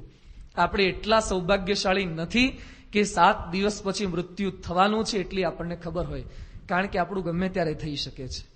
પરીક્ષિતને 7 દિવસ પછી જ કરડશે એટલું નક્કી હતું. તો પરીક્ષિત કરતા પણ વધારે જાગૃત થવાની જરૂરિયાત તો આપણે છે. પરીક્ષિત ગામો ગામ ફરી લોકોને પૂછતો તો મયા કિમ સ્મર્તવ્યમ મયા કિમ શ્રોતવ્યમ. જે માણસ મરણાસન્ન પુરુષ હોય એણે શું સાંભળવું જોઈએ, શું વાંચવું જોઈએ, શું લખવું જોઈએ, શેનું સ્મરણ કરવું જોઈએ. તો આવો કંઈક વિચાર આપણી અંદર જાગૃત થાય તો પણ આ વાત આપણે સમજી શકીએ છીએ. સત્સંગી જીવન ધર્મગ્રંથની અંદર પૂર્ણ પુરુષોત્તમ ભગવાન સ્વામિનારાયણના ચરિત્રનો આપણે લાભ પ્રાપ્ત કરીશું. શ્રીજી મહારાજે અપાર કરુણા કરી આ પૃથ્વી પર પોતે પ્રગટ થયા અને ભગવાનના જે કંઈ ચરિત્રો એ ધર્મગ્રંથોમાં પરમહંસોએ આપણા સૌ માટે નોંધ્યા પણ ખરા. એને શબ્દ દેહ આપ્યો જેથી કરીને ભવિષ્યના દરેક સંતો હરિભક્તો એ ભગવાનનું સ્વરૂપ સમજી શકે. ભગવાન સ્વામિનારાયણના અપાર ચરિત્ર ગ્રંથો એ પરમહંસોએ લખ્યા છે. હરિલીલા કલ્પતરુ, હરિચરિત્રામૃત સાગર, હરિકૃષ્ણ ચરિત્રામૃત સાગર, શ્રી હરિ દિગ્વિજય, હરિલીલા અમૃત, આવા તો અનેક ધર્મગ્રંથો પરમહંસોએ, અન્ય લેખકોએ એ મહારાજ વિશે લખ્યા છે. તો અન્ય અવતારોના પણ ચરિત્રો છે, પરંતુ ભગવાન સ્વામિનારાયણના જે ચરિત્ર ગ્રંથો લખેલા છે એની કેટલીક આગવી વિશેષતા છે. અહીંયા પરમહંસોએ જે કઈ વાતો લખી છે એ નજરે જોયા પછી લખ્યું છે. એમને અનુભૂતિ થઈ છે અને પછી વાત કરી છે. ઘણીવાર બહાર અનુભૂતિ ન થઈ હોય ને તો પણ વાતો થઈ શકે છે. ઘણીવાર બે મિત્રો ભેગા થઈને અમેરિકાની વાત કરતા હોય, એ અમેરિકાના રસ્તા તો તું જોવે તો એટલા પહોળા હોય ને કે અમેરિકાના રસ્તામાં કોઈ બમ્પ ન આવે, વચ્ચે ગાય ન આવે, આડું કંઈ આવે નહીં, અને આપણા ભારતના રસ્તામાં ગાયો આડી આવે, ભેંસ આડી આવે. એટલી અમેરિકાની વાતો કરે ને આપણે પૂછીએ તમે ક્યારે ગયા હતા? એ કે હું હજી નથી ગયો. તો વાતો કેમ ના કરો છો? એ કે તો ટીવીમાં જોયું હોય, કોકના થકી સાંભળ્યું હોય. અમેરિકા ન ગયા હોય તો પણ વાતો થઈ શકે છે, કોકના થકી સાંભળીને, ટીવીમાં જોઈને, ગ્રંથોમાં વાંચીને. એમ ભગવાનને ન જોયા હોય, સાક્ષાત્કાર ન થયો હોય, છતાં પણ ભગવાનના ચરિત્રો, એનું લેખન, એની વાતો થઈ શકે છે. અહીંયા પરમહંસોએ મહારાજને જોયા છે. લોગ કહેતે હે કાગજ કી લેખી, હમ કહેતે હે નૈનન કી દેખી. લોકો તો કાગળમાં જોઈ જોઈને વાતો કરે, અમે તમારી નજરે, પરમહંસો કહે છે કે અમે નજરે જે જોયું હતું એની વાતો કરીએ છીએ. શતાનંદ સ્વામી આ સત્સંગી જીવનની વિશેષતા જણાવતા લખે છે, તત્ સમીપ નિવાસેન કૃતમ ક્ષોણી પતે મયા. આ જે ગ્રંથની રચના મેં કરી છે, તત્ સમીપ નિવાસેન, એવા જે પરમાત્માની સમીપમાં નિવાસ કર્યા પછી મેં આ ગ્રંથ રચ્યો છે. કેટલી પ્રમાણભૂતતા ધર્મગ્રંથની થઈ ગઈ. ભગવાનને જોયા પછી વાતો કરી છે. આનંદની અનુભૂતિ કરાવે એવા શબ્દો લખ્યા છે. પોતે તો આનંદની અંદર રહેતા હતા, પણ આ ગ્રંથોનું પઠન કરે, શ્રવણ કરે તો એને પણ આનંદ થઈ શકે છે. આશ્રમ બદનાવલીની અંદર કેસેટ આપણી સંસ્થાએ બહાર પાડેલી છે. મહાત્મા ગાંધીજી પોતાના સાબરમતી આશ્રમની અંદર જે ભજનો ગવડાવતા હતા, જે સાંભળતા હતા, એ ભજનો પૈકીના ઘણા ભજનો એ આપણા પરમહંસોના ભજનો હતા. નિષ્કુળાનંદ સ્વામીના ભજન, બ્રહ્માનંદ સ્વામીના ભજન, સત્યના પ્રયોગોના પુસ્તકની અંદર ગાંધીજીએ પોતાની આત્મકથામાં પણ ઉલ્લેખ કર્યો છે. શ્રીમદ રાજચંદ્ર તેઓના ગુરુ હતા. એ રાજચંદ્રને પણ પ્રેરણા પ્રાપ્ત થઈ હતી મુક્તાનંદ સ્વામીના ભજનમાંથી, ઓધાજી જીવન દોરી અમારી રે. એ પદ રાજચંદ્ર પોતે પણ સાંભળતા હતા. એક દેશના રાષ્ટ્રપિતા એના ગુરુને પણ પ્રેરણા આપી શકે એવા તો સ્વામિનારાયણ સંપ્રદાયના પરમહંસોના પદો હતા. એ આપણી આગવી વિશેષતા છે. ગાંધીજી એમાંથી બળ અને પ્રેરણા પોતે પ્રાપ્ત કરતા હતા. એટલે પરમહંસોના શબ્દો એ આવા હતા. બીજું, પરમહંસોએ જે કંઈ પદો આપ્યા છે, ગ્રંથો લખ્યા છે, એ કેવળ બુદ્ધિની ચતુરતાથી નહીં, એમાં બુદ્ધિ ચાતુર્ય નહીં, પરંતુ ભક્તિ માધુર્ય હતું. ભક્તિની મધુરતા ભળેલી હતી. આજે લેખ લખાય કોઈકને આંજી દેવા માટે, કોઈકને પાછા પાડવા માટે, કોઈકની સાથે બદલો લેવા માટે બુદ્ધિ આવા લેખ લખાવી શકે છે. પરમહંસોએ જે કંઈ લખ્યું છે એ પોતાને આનંદની અનુભૂતિ થાય, અન્યનું સારું થાય, ભક્તિ ભળે, લોકોના જીવનમાં ભક્તિ ઉદય થાય, એના માટે લખ્યું છે. બીજું, પરમહંસોએ જે કંઈ લખ્યું છે એ પોતાના વર્તનમાં હતું પછી લખ્યું છે. વર્તનવાળી વાતો છે. ઘણીવાર વર્તન ન હોય છતાં પણ વાતો ઘણીવાર થઈ શકતી હોય છે. ઘણીવાર લોકોને ઉપદેશ આપે, લોકોનું સારું થઈ જાય, પણ પોતાના જીવનમાં ઠેકાણું ન પણ હોય. કેનેડામાં એક ભાઈ થઈ ગયા, ડેવિડ ઓથ, અને બહુ મોટા ધારાશાસ્ત્રી હતા, સારા સારા પ્રવચન કરી શકતા. જેમ બજેટ બહાર પડે પછી નાની પાલખીવાલાનું પ્રવચન થતું, એ તો હવે ઉપર પહોંચી ગયા. અત્યારે દિનેશ વ્યાસ બધા જે કઈ ધારાશાસ્ત્રીઓ છે એના પ્રવચનો થાય. વેપારીઓ, મોટા મોટા મેનેજરો એ પ્રવચન સાંભળવા માટે હવે બજેટ ને સમજવા માટે આવા માણસોના પ્રવચન સાંભળવા પડે. કેનેડાની અંદર આ એક એવી વ્યક્તિ હતી જે લોકોને ટેક્સમાંથી કેમ ફ્રી થવું જોઈએ એની સલાહ અને સૂચનો પોતે આપતા હતા. એણે એક પુસ્તક બહાર પાડ્યું હતું, how to be free from taxes. ટેક્સમાંથી કેમ બચવું જોઈએ એવું પુસ્તક બહાર પાડ્યું. એના વિશે પ્રવચનો કરતા હતા, લોકોને લાભ થયો. પણ પ્રવચન કરવા જાય, પુસ્તક લખે, એમાંથી એટલી બધી કમાણી એને થઈને એના ઘર ઉપર દરોડો પડ્યો, સરકાર પૈસા લઈ ગઈ, એના ટેક્સ બધો ભરવો પડ્યો. તો બીજાને ટેક્સમાંથી ફ્રી કેમ કરવા, એનું બધું જાણપણું રાખ્યું, પરંતુ પોતે એમાંથી કેમ બચવું એનો ઉપાય ન પણ વિચારેલો હોય. અહીંયા પરમહંસોએ જે કઈ વાતો લખી છે, બ્રહ્માનંદ સ્વામી, મુક્તાનંદ સ્વામી, નિષ્કળાનંદ સ્વામી, મુને સ્વપ્ને ન ગમે સંસાર રે, આ વાતો એ સંસાર છોડ્યા પછી કરે છે. 4-5 છોકરા હોય ને પાછો ભજન ગાતો હોય, મુને સ્વપ્ને ન ગમે સંસાર રે. 4 છોકરા હોય ને ભજન શેનો ગાય છે, સ્વપ્ને ન ગમે સંસાર રે. અહીંયા તો સંસાર છોડ્યા પછી ભજન ગાય છે. હૈયામાંથી નીકાળી દીધું તું બધું. જેના પદો સાંભળીને લોકોનો સંસાર અસાર થઈ જતો હતો, એ નિષ્કળાનંદ સ્વામી બોલે છે. એ બ્રહ્માનંદ સ્વામી બોલે છે, રે શિર સાટે નટવરને વરીએ રે સકપણ તો હરિવરનું સાચું. પેલી છોકરીઓ વરવા માટે આવતી હોય અને છતાં પણ બ્રહ્માનંદ સ્વામીનું મન ન લલચાય, એ બ્રહ્માનંદ સ્વામી મોઢામાંથી ગઈ શકે, રે સકપણ હરિવરનું સાચું. જો પરમહંસોની જે કઈ વાતો છે એ વર્તન વાળી વાતો છે. એટલે એવો દિવ્ય ધર્મગ્રંથ, એવા પરમહંસો પૈકીના એક શતાનંદ સ્વામી પોતે હતા. તેમણે આ ધર્મગ્રંથની રચના કરી છે. શતાનંદ સ્વામી એ સત્સંગી જીવન ધર્મગ્રંથના લેખક છે. એનો ઉલ્લેખ કરતા સત્સંગી જીવનના મહાત્મામાં પોતે વાત કરે છે, અનુગ્રહાદ હરે શાસ્ત્રમ શુભમ એતત્ તદાજ્ઞયા તત્સમીપ નિવાસેન કૃતમ ક્ષોણીપતે મયા એતત્મત્તો હરિશ્રુત્વા શ્રીમુખેન ઇત્થમ બ્રવી રમણીયમિદં શાસ્ત્રમ સર્વશાસ્ત્ર શિરોમણી. શતાનંદ સ્વામી કહે છે કે ભગવાનની સમીપમાં ગ્રંથની રચના કરી. એ તત્મત્તો હરિશ્રુત્વા, આ ગ્રંથને ભગવાને સ્વયં સાંભળ્યો. શ્રી મુખેન ઇત્તમ અબ્રવીત, ભગવાન પોતે એમ બોલ્યા, રમણીયમ ઇદમ શાસ્ત્રમ, આ શાસ્ત્ર રમણીય છે. સર્વશાસ્ત્ર શિરોમણી, આ ઘણા બધા શાસ્ત્રો છે, તે પૈકી આ શાસ્ત્ર અજોડ છે. આવો મહિમા એ શતાનંદ સ્વામી ગ્રંથના પ્રારંભની અંદર લખેલો છે. ગ્રંથોની જે કઈ શૈલી છે, પ્રશ્ન ઉત્તરની શૈલી, સુરત મુનિ અને પ્રતાપસિંહ રાજાના સંવાદના આધારે શતાનંદ સ્વામી મહારાજના ચરિત્રોને સાથે સાથે ભગવાન અને સંતના મહિમાની વાતોની અંદર ગૂંથતા ગયા છે. આ ગ્રંથની પ્રથમ પારાયણ મહારાજના ધામગમન પછી ગઢપુરની અંદર અયોધ્યા પ્રસાદજી મહારાજ અને રઘુવીરજી મહારાજ બંને સમર્થ આચાર્યની હાજરીમાં બધા હરિભક્તો જ્યારે ભેગા થયા હતા ત્યારે સંકલ્પ કર્યો કે મહારાજ ધામમાં સીધાવ્યા. મહારાજના ચરિત્રો ઘણા સમયથી આપણે સાંભળ્યા નથી, તો કોઈક ચરિત્રો આપણને સંભળાવે. અને બધાએ પસંદગી ઉતારી કે શતાનંદ સ્વામી આપણને પારાયણ કરીને સંભળાવે. શતાનંદ સ્વામીએ બંને દેશના આચાર્યની હાજરીમાં આ સત્સંગી જીવન ધર્મગ્રંથની પારાયણ કરી હતી. એવો દિવ્ય ધર્મગ્રંથ છે. આ ગ્રંથનું નામ સત્સંગી જીવન રાખવામાં આવ્યું છે. ગ્રંથનું નામ પણ સાર્થક છે. જેમ વચનામૃત આપણો ધર્મગ્રંથ છે, એનું નામ વચનામૃત શા માટે છે? વચન રૂપી અમૃત છે. પરમાત્માના વચનો, પરમાત્માનો ઉપદેશ આ ધર્મગ્રંથની અંદર સંગ્રહિત કરેલો છે, એટલે એનું નામ વચનામૃત છે. હરિલીલામૃત, હરિની લીલા એને અમૃતની ઉપમા આપવામાં આવી છે, એટલે હરિલીલામૃત. એમ આ ગ્રંથનું નામ છે સત્સંગી જીવન. તો સત્સંગી જીવન શા માટે? સત એવા જે સંત અને સત એવા જે પરમાત્મા, એનો જે નિત્ય સંગ કરે છે ને સત્સંગી કહે છે. આપણે જયારે બહાર જઈએ ને ત્યારે લોકો આપણને શું કે, આ લોકો સ્વામિનારાયણના સત્સંગી છે. આપણે પણ કહીએ કે સ્વામી હું સત્સંગી છું. ક્યાંક ઉતારો લેવાનો થાય ને ત્યારે પૂછે, હા કે હું સત્સંગી છું, હું પાકો સત્સંગી છું. આપણો પરિચય ઘણીવાર આપણે સત્સંગી તરીકે આપીએ છીએ. તો સત્સંગી કોને કહેવાય?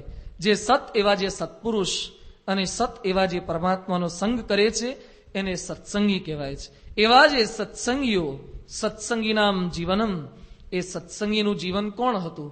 જેમ માછલીનું જીવન જળ છે, જેમ મનુષ્યનું જીવન એ હવા છે, એમ સત્સંગીઓનું જીવન એ મહારાજ છે. કારિયણીના 10ના વતનાવતની અંદર મુક્તાનંદ સ્વામી મહારાજને સંબોધન કરતા કહે છે કે મહારાજ, તમે તો સર્વે સત્સંગીના જીવન પ્રાણ છો. દરેક સત્સંગીના જીવન પ્રાણ મહારાજ આપ છો. અને જેવા હરિભક્તો હતા કે જેના જીવન પ્રાણ મહારાજ પોતે બનેલા હતા. મહારાજના ધામગમનના સમાચાર એ પાણવી ગામના પૂંજા ડોડિયાને મળ્યા. જેવા સમાચાર જાણ્યા અને પૂંજા ડોડિયા એ પોતાના ગાડા ઉપરથી હેઠા પડી ગયા અને કેટલાય દિવસ સુધી કંઈ ખાય નહીં, કંઈ પીવે નહીં. હરિભક્તોએ વાત કરી, ગોપાળાનંદ સ્વામી વાત કરી, કંઈક જમો તો ખરા.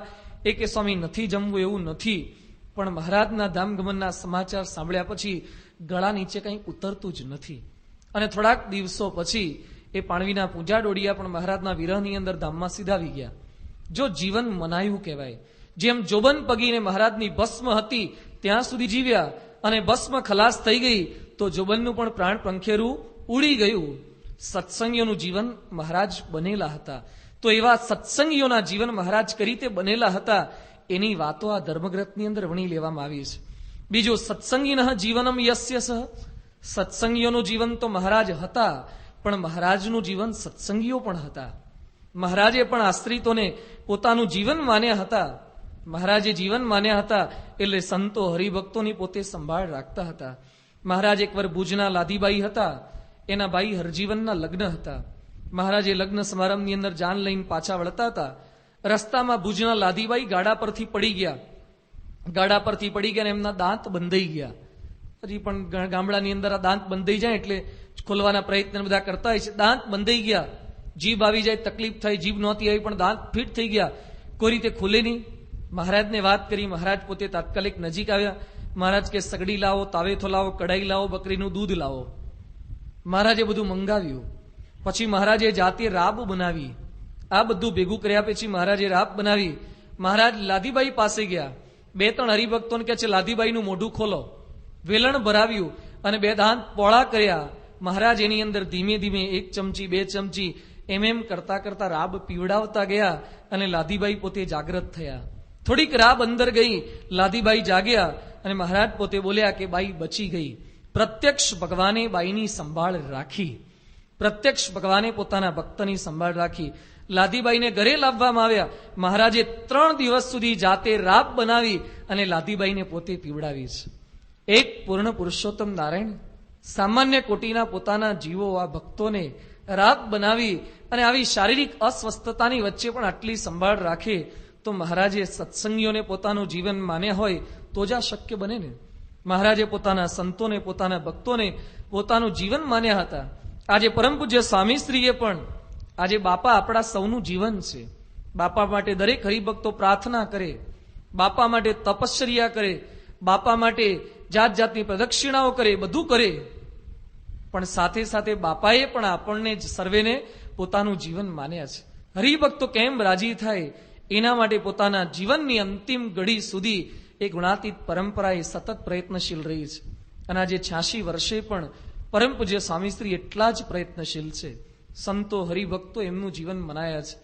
આપણા પહેલા એક સંત હતા ચતુર્ભુજ સ્વામી, એમની તબિયત ખરાબ હતી, એમને ડાયાલિસિસ કરાવવું પડતું હતું.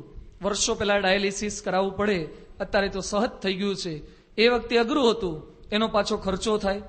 એટલે એ સંતને મનમાં થોડુંક એમ રહ્યા કરતો હતો કે મારી તબિયત ખરાબ, હું કોઈ શારીરિક સેવા તો કરી શકતો નથી, એટલે કંઈક મદદરૂપ તો થતો નથી, ઉલટાનું ડાયાલિસિસ કરાવવું એટલે સંસ્થાનો પૈસો એ ખર્ચાવડાવું છું.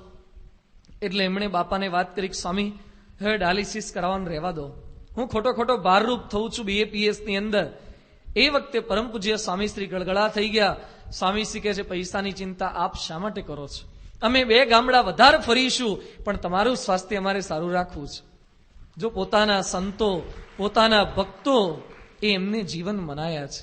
હરિભક્તોને સહેજ પણ તકલીફ ન પડવી જોઈએ. સારંગપુર પુષ્પદોલોત્સવનો સમયો હોય, બાપા આવવાના હોય, એ પહેલેથી સ્વામીશ્રી ફોન કરી દે, સ્વામી કે હરિભક્તોના ઉતારામ દવા છંટાઈ કે નહીં, મચ્છરનું શું આયોજન કર્યું છે, બધું સામેથી પૂછાવે.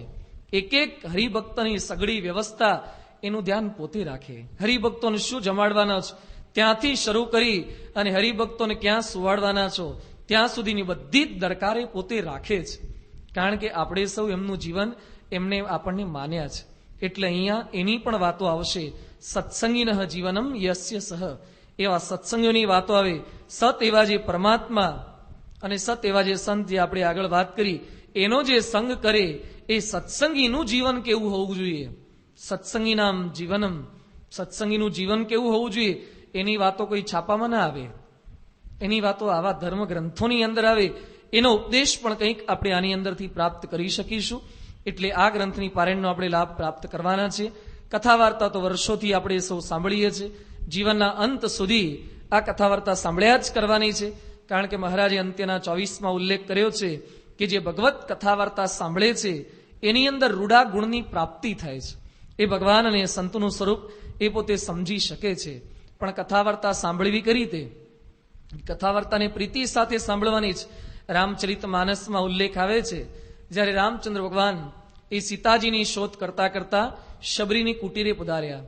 શબરી છેલ્લા કેટલાય વર્ષોથી રામચંદ્ર ભગવાનના આગમનની પ્રતીક્ષા કરી રહ્યા હતા. જેવા રામચંદ્ર ભગવાન ત્યાં પહોંચ્યા, શબરીએ એઠા અને મીઠા બોર એ ભગવાનને અર્પણ કર્યા. શબરીએ હર્ષાશ્રુથી ભગવાનના ચરણ પખાળ્યા, ભગવાનને વંદન કર્યા, પ્રણિપાત કર્યા, બોર જમાડ્યા ભગવાનને. ભગવાન થોડોક સમય ત્યાં રોકાવ્યા. પછી રામચંદ્ર ભગવાનને શબરી કહે છે, અધમ તે અધમ ઇતિમય મંદ નારી, હું અધમ છું. રામ ભગવાન એની સામે જોઈ રહ્યા છે. એ સમયે શબરી કહે છે, પ્રભુ, એક તો પહેલું કે હું સ્ત્રી છું, બીજું હું અભણ છું, ત્રીજું હું બિલડી જ્ઞાતિનું છું. ત્રણ રીતે મારામાં કોઈ સારા ગુણો નથી. અધ્યાત્મનો એકડો પણ મને આવડતો નથી.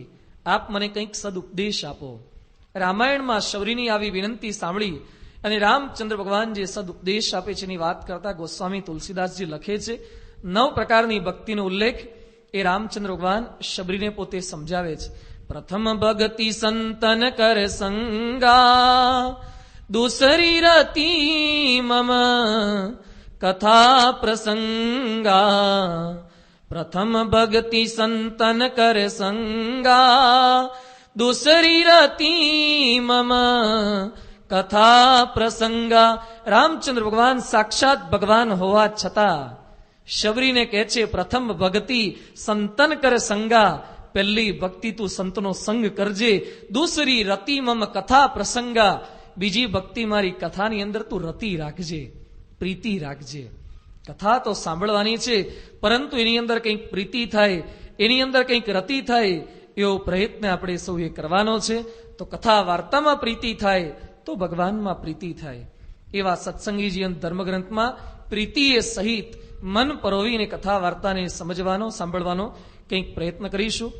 ભગવાન આ પૃથ્વી પર પ્રગટ થવાના છે, પરંતુ ભગવાન પ્રગટ થાય એ પહેલા પૃથ્વી પર કેવી દુર્દશા હતી, ભારતની પરિસ્થિતિ કેવી વિપરીત હતી, એનું વર્ણન ઘણા બધા પરમહંસોએ, ઘણા બધા લેખકોએ પોતાના ધર્મગ્રંથોની અંદર કરેલું છે. બદ્રિકાશ્રમના શાપને તો એક નિમિત્ત બનાવ્યો છે, પરંતુ સાથે સાથે પૃથ્વી પર ભગવાનના પ્રાગટ્યની આવશ્યકતા હતી. કળિયુગનું જોર એ વધી રહ્યું છે, અધર્મની માત્રા એ પણ વધી રહી છે. કેવો અધર્મ એ રાજાઓ કરતા હતા, કેવો અધર્મ સાધુઓ કરતા હતા, કેવો અધર્મ ગૃહસ્થો કરતા હતા, એનો ઉલ્લેખ એ આપણા ધર્મગ્રંથોમાં નોંધાયેલું છે. રાજકીય પરિસ્થિતિ વિપરીત હતી, રાજાઓની જો હુકમી હતી, કાઠી દરબારો એ દરેકને રંજાડતા હતા, પરેશાન કરતા હતા. ગઢપુરની અંદર એક દરબાર બાલો લઈને જતા હતા, અને બાલા જેવી વસ્તુ, લાંબી વસ્તુ કહેવાય, અણીદાર શસ્ત્ર કહેવાય, એને ઊભું રખાય તો આડું રાખીને ચાલે, બાલો આડો રાખીને ચાલે.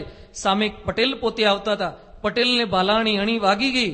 પટેલ, બાપુ થોડુંક સંભાળીને ચાલો ને. બાપુ આગળ તો વિનંતી જ કરવાની હોય ને, વિનંતી કરી, બાપુ સંભાળીને ચાલો. અલા પટલા, મારો બાલો આંધળો છે, પણ તું ક્યાં આંધળો છે? બોલવાનું નહીં આ લોકોની સામે. દાદા ખાચરના બાપુજી હતા, હેબલ બાપુ, તલવારને ધાર કાઢી અને પછી ટેસ્ટિંગ કરવું પડે ને. ચપ્પાની ધાર કાઢીએ તો કેળા પર કે સફરજન પર કે શાકભાજી સુધારવામાં કામ લાગે, એમાં ટેસ્ટિંગ કરાય. હવે તલવારનું ટેસ્ટિંગ બટાટા પર થોડું થાય.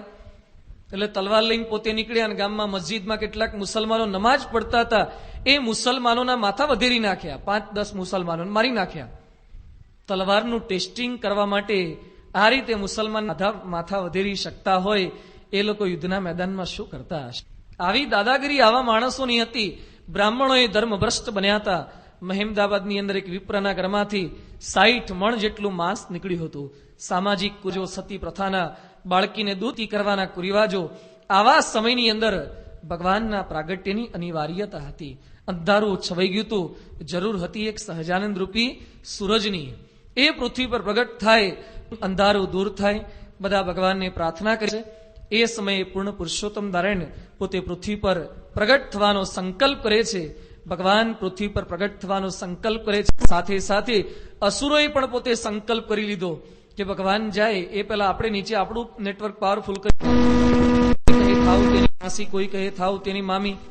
હરિભક્ત ચિંતામણીમાં સરસ ઉલ્લેખ આવે છે. એક કાકા થાય, એક મામા થયા, બને એટલા નજીકના વર્તુળમાં જન્મ લેવો જેથી ઘડીએ ઘડીએ હેરાન પરેશાન કરી શકાય. એટલે આ બધાએ જન્મ ધારણ કરવાનો સંકલ્પ કરી અને જન્મ ધરવા માંડ્યા. હવે ભગવાન પૃથ્વી પર પોતે પ્રગટ થવાના છે, પરંતુ ભગવાન પ્રગટ થાય એ પહેલા ભગવાનના માતા પિતા એ પ્રગટ થાય છે. એનો ઉલ્લેખ કરતા શતાનંદ સ્વામી લખે છે, અસ્તિ કૌશલ દેશેષુ પુરમ ઇટ્ટાર સંજ્ઞકમ સરટવા ઉત્તરે તીરે ચાતુર્વર્ણે જનાવૃતમ. કૌશલ દેશમાં, સરવાર પ્રદેશમાં મિહિદાવ નામે એક ગામ છે. ત્યાં શિરનેત્ર રાજા હતા. એના એક વિપ્ર હતા, રાજ્યના એક વિપ્ર હતા, બ્રાહ્મણ હતા, કન્હીરામ પાંડે. એના દીકરાનું નામ બાલ શર્મા હતું. એ બાલ શર્માને એમની પત્ની ભાગ્યવતી થકી સંવત 1796 કારતક સુદ એકાદશી બુધવારના રોજ એક પુત્રનો જન્મ થયું. એનું નામ દેવ શર્મા પાડવામાં આવ્યું. પરંતુ દેવ શર્માને ધર્મની અંદર ખૂબ આસ્થા હતી, ધર્મની દ્રઢતા હતી. એટલે એનું બીજું નામ ધર્મ દેવતા પણ લોકો એને કહેવા લાગ્યા. ધર્મદેવ તરીકે પણ લોકો એને સંબોધવા લાગ્યા. આ રીતે ધર્મ દેવતાનું પ્રાગટ્ય થયું. બીજું ભક્તિદેવીનું પ્રાગટ્યનો ઉલ્લેખ કરતા લેખક પોતે જણાવે છે કે સરવાર પ્રદેશમાં મખોડા તીર્થ પાસે છપૈયા નામે ખૂબ રળિયામણું ગામ હતું. ત્યાં કૃષ્ણ શર્મા વિપ્ર અને પત્ની ભવાની દેવી થકી સંવત 1798 કારતક સુદ પૂર્ણિમા બુધવારના રોજ મૂર્તિનો જન્મ થયો. મૂર્તિ દેવીનો. પુત્રીનું નામ બાલા હતું. લોકો એને બાલા કહીને બોલાવતા હતા, પરંતુ બાળપણથી ભક્તિમાં રત હતી, ખૂબ ભક્તિ કરતી હતી, એટલે લોકો એને ભક્તિ દેવી તરીકે પણ સંબોધવા લાગ્યા. સાથે સાથે ભગવાનમાં એને અપાર પ્રીતિ હતી, પ્રેમ હતો, પ્રેમ વાળી હતી, એટલે લોકો એને પ્રેમવતી તરીકે પણ બોલાવા લાગ્યા. આજે જેમ પુરુષો માટે સ્વામિનારાયણ પ્રકાશ બહાર પડે છે, એમ બહેનો માટે અક્ષરપીઠ દ્વારા જે મંથલી મેગેઝિન બહાર પડે છે એને પ્રેમવતી કહે છે. આપણે અહીંયા ઉપાર ગૃહ બનાવ્યો છે ને, પ્રેમવતી ઉપાર ગૃહ. તો પ્રેમવતી એ ભક્તિ દેવીનું બીજું નામ છે. અહીંયા ભગવાનના માતા પિતા એ બંનેનું પ્રાગટ્ય થઈ ચૂક્યું. યોગ્ય ઉંમર થતા એ ધર્મ અને ભક્તિ દેવીના લગ્ન થાય છે. કૃષ્ણ શર્માને 3 દીકરી હતી, ચંદન, વસંતા અને ભક્તિ. એમાં ભક્તિએ ખૂબ પ્રિયતા, નાના હતા. કૃષ્ણ શર્માને દીકરો નહોતો, 3 દીકરીઓ હતી. એટલે લગ્ન થયા પછી ધર્મ દેવતાના પિતાને વિનંતી કરે છે કે આપના પુત્ર ભણેલા છે, મારે કોઈ દીકરા નથી, તો આપના દીકરાને મારા ઘરે અહીંયા આપ છોડીને જાઓ. અહીંયા ઘર જમાઈ તરીકે રહે. છપૈયા એ ભગવાનના પિતાશ્રીનું જન્મસ્થાન નહોતું, છપૈયા એ માતુશ્રીનું સ્થાન હતું. એટલે અહીંયા રહેવા માટે વિનંતી કરે છે. ધર્મદેવતાના પિતા બાલ શર્મા એ છપૈયામાં ધર્મદેવતાને મૂકી અને પછી પોતે પરત પધારવાના હતા. પરંતુ જતા પહેલા લગ્ન કરેલા એ પોતાના દીકરા અને પોતાની પુત્ર વધુને ખૂબ સુંદર ઉપદેશ આપે છે. સત્સંગી જીવન ધર્મગ્રંથમાં ઘણા બધા ઉપદેશ આપવામાં આવેલા છે. એની અંદર ગૃહસ્થો માટે પતિ પત્નીએ આદર્શ જીવન કઈ રીતે વિતાવવું જોઈએ એનો દિવ્ય સંદેશ એ આ ગ્રંથની અંદર લખેલો છે. એ ઉપદેશ આપતા બાલ શર્મા પોતાના પુત્રને પુત્રવધુને સમજાવે છે. એમાં સર્વપ્રથમ પુત્રવધુને ઉપદેશ આપતા કહે છે, શૃણુ કલ્યાણી ભદ્રમ તે વચનમ હિતકૃત્મમ સુશીલા પાપ ભીરુસ્ત્વમ ભવનિત્યમ પતિવ્રતા. ભક્તિ દેવીને બાલ શર્મા ઉપદેશ આપતા કહે છે કે પતિવ્રતાના નિયમ ધર્મમાં તમે દ્રઢ રહેજો. કદાચ બીજું કંઈ નહીં આવડે તો ચાલશે, શિવણના ક્લાસ નહીં કર્યા હોય, હોમ સાયન્સ નહીં કર્યું હોય, બ્યુટી પાર્લરનું નહીં શીખ્યા હોય, હાર બનાવતા નહીં આવડતા હોય, તોરણ બનાવતા નહીં આવડતા હોય, એ બધું નહીં આવડતું હોય તો પણ ચાલશે, પણ આ પેલું પાકું કરજો, આની દ્રઢતા તમે કરજો. પતિની આજ્ઞાનું એ પાલન કરવાનું છે. એની વિશે દિવ્ય ભાવની દ્રઢતા કરવાની છે. શિક્ષાવત્રીમાં મહારાજે લખ્યું, અંધો રોગી દરિદ્રવા શંડો વાચ્યમ ન દુર્વચઃ. પોતાનો પતિ ગમે તેવો હોય, અંધ હોય, રોગી હોય, દરિદ્ર હોય, છતાં પણ એની સાથે દિવ્ય ભાવની દ્રઢતાથી એ જોડાઈ રહેવાનું છે. આ પતિવ્રતાનું લક્ષણ છે. ગમે તેવી કસોટી થાય છતાં પણ પતિને વિશે દિવ્ય ભાવની દ્રઢતા. રામાયણમાં ઉલ્લેખ આવે છે કે જ્યારે સીતાજીનું અપહરણ એ રાવણ પોતે કરી ગયા, આ તરફ રામ ભગવાનને ખબર મળી, પાકું થયું કે સીતાજી લંકામાં બિરાજમાન છે. રામ ભગવાન એ સીતાજીને પ્રાપ્ત કરવા માટે વાનરોને નિમિત્ત બનાવી અને સમુદ્ર ઉપર સેતુ બાંધે છે. સેતુ બાંધીને ત્યાં પહોંચ્યા, રાવણ સાથે યુદ્ધ થયું, રાવણને મારી નાખ્યો અને પછી સીતાજીને લાવવાના હતા. રામચંદ્ર ભગવાન વિભીષણને કહે છે કે અશોક વાટિકામાં જાઓ અને સીતાજીને આદેશ આપ્યો દાસીઓને સ્નાન કરાવે, સ્નાન કર્યા પછી નવા વસ્ત્ર ધારણ કરે અને પછી સીતાજી મારી પાસે આવે. સીતાજી છેલ્લા ઘણા સમયથી રામચંદ્ર ભગવાનને મળવા માટે આતુર હતા. એ કહે છે સ્નાન પછી કરશું, નવા કપડા પછી પહેરીશું, પહેલા મારે ભગવાનના દર્શન કરવા છે. છતાં પણ રામ ભગવાનનો આદેશ હતો એટલે દાસીઓ એમને સ્નાન કરાવે છે. સ્નાન કર્યા પછી નવા વસ્ત્ર પરિધાન કર્યા અને પછી ત્યાં પહોંચે છે. યુદ્ધના મેદાનની અંદર રામચંદ્ર ભગવાન, લક્ષ્મણ, હનુમાનજી એ બધા ઉભેલા હોય છે. લાખો કરોડોની સંખ્યામાં વાનરોની સેના પણ હોય છે. સીતાજીએ રામચંદ્ર ભગવાનને જોયા અને દોટ મૂકી ભગવાનના ચરણોમાં જ્યાં પ્રણિપાત કરવા જાય છે. રામચંદ્ર ભગવાન કે ત્યાં જ ઉભા રહી જાઓ, સ્પર્શ કરશો નહીં, અડવાની કોઈ જરૂરિયાત નથી. સીતાજીને આઘાત લાગે છે કે રામ આવું શા માટે બોલે છે. છતાં રામ ભગવાન આગળ શું વાત કરે છે, હે સીતા, એમ ન માનશો કે મેં જે કંઈ યુદ્ધ કર્યું છે એ તમારા માટે કર્યું છે એવું ન માનતા. મેં જે કંઈ સમુદ્ર ઉપર સેતુ બાંધ્યો એ તમારા માટે બાંધ્યો છે એવું ન માનતા. એ તો મારા રઘુકુળને લાંછન ન લાગે એના માટે આટલો પુરુષ પ્રયત્ન કરેલો છે. વધારે આંચકો બધાને લાગવા માંડ્યો કે બધું જે કંઈ કર્યું સીતા માટે જ કર્યું છે અને આવી વાતો શા માટે કરે છે.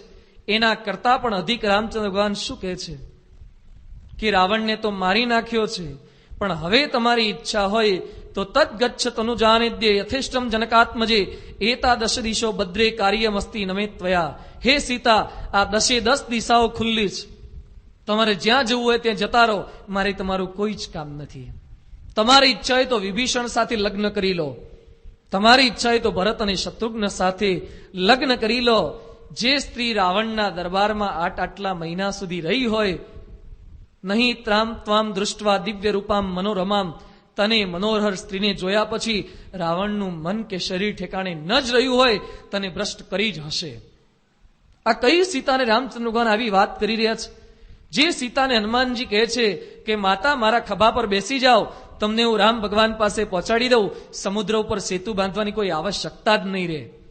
સીતાજી હનુમાનજીને કહે છે, જે હનુમાનજી તો બ્રહ્મચર્ય નિષ્ઠ હતા, એ હનુમાનજીને પણ ના પાડી દે છે કે હું પારકા કોઈ પુરુષનો સ્પર્શ નહીં કરું. રાવણે તો પરાણે મારો સ્પર્શ કર્યો હતો એટલે મારે સ્પર્શ કરવો પડ્યો હતો, પણ હું જાણી જોઈને તો તમારો પણ સ્પર્શ નહીં કરું.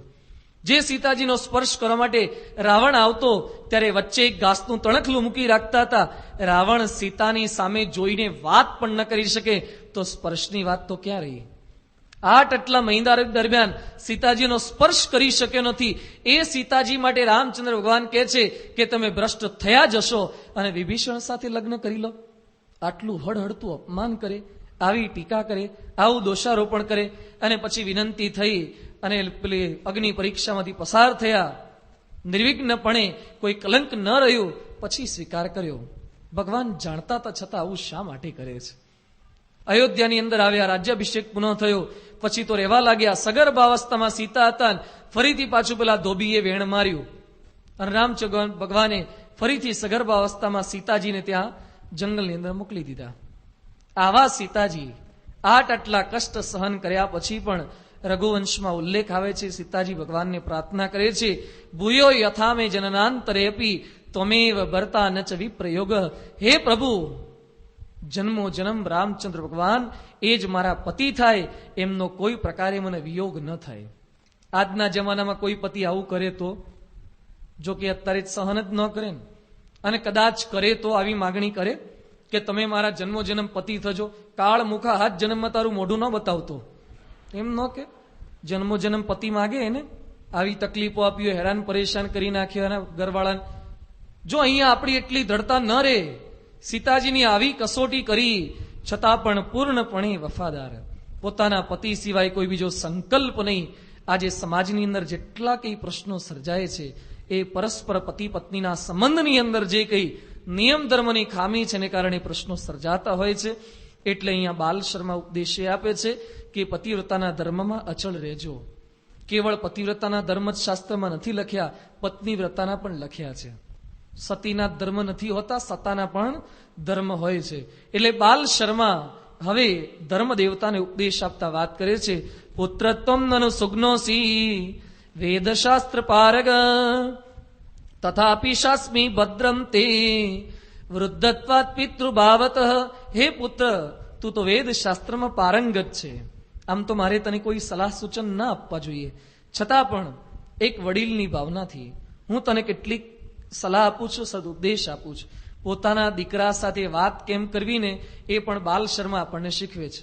છોકરાના લગ્ન થઈ જાય પછી એની સાથે જુદા પ્રકારની મર્યાદા હોય. છોકરો નાનો હોય ત્યાં સુધી કાન મચડાય, પણ લગ્ન કરીને આવે છોકરાને કાન ખેંચાય ને ઘરવાળાની હાજરીમાં ન ખેંચાય. કંઈક મર્યાદા રહે છે, કંઈક એની સાથે વિવેક રહે છે.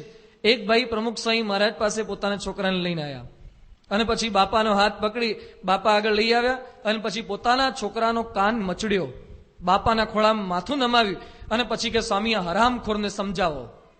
મોટી ઉંમરનો 21 વર્ષનો છોકરો એનું માથું આમ નમાવીને કે હરામખોર ડોબાને સમજાવો. હવે સમજતો હશે તો એ સમજશે. એની સાથે કંઈક વાર્તાલાપ એ પ્રકારનો એનો અભિગમ, મનોવૈજ્ઞાનિક અભિગમ કંઈ સમજવો જોઈએ. લંડનમાં એક છોકરાએ કાનમાં બુટીયું પહેર્યું હતું.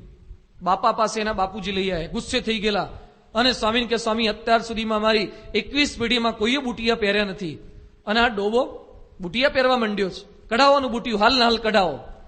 બાપા કે તમે થોડીક વાર ઉભા રહો. કે પછી સ્વામીએ પેલાને પૂછ્યું, એનો પક્ષ રાખ્યો. સ્વામી કે એને બુટિયું પહેરે એમાં ખોટું શું કર્યું? પેલા કે સ્વામી ખોટું જ કર્યું છે ને, આપણે સ્વામિનારાયણ સંપ્રદાયમાં ક્યાં બુટિયા પહેરવાની વાત આવે છે?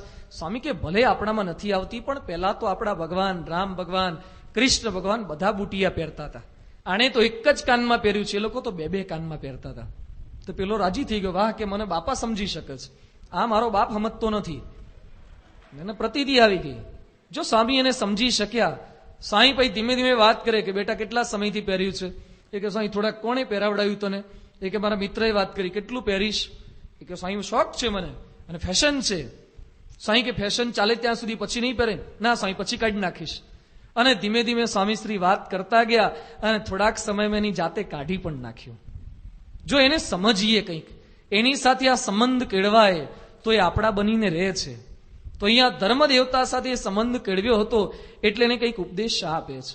બાળકો મા બાપના બનીને નથી રહેતા. આજે મા બાપને બાળકો રાખવા તૈયાર નથી, એને સમજી શકતા નથી, એવા કંઈ સંસ્કાર આપી શકતા નથી.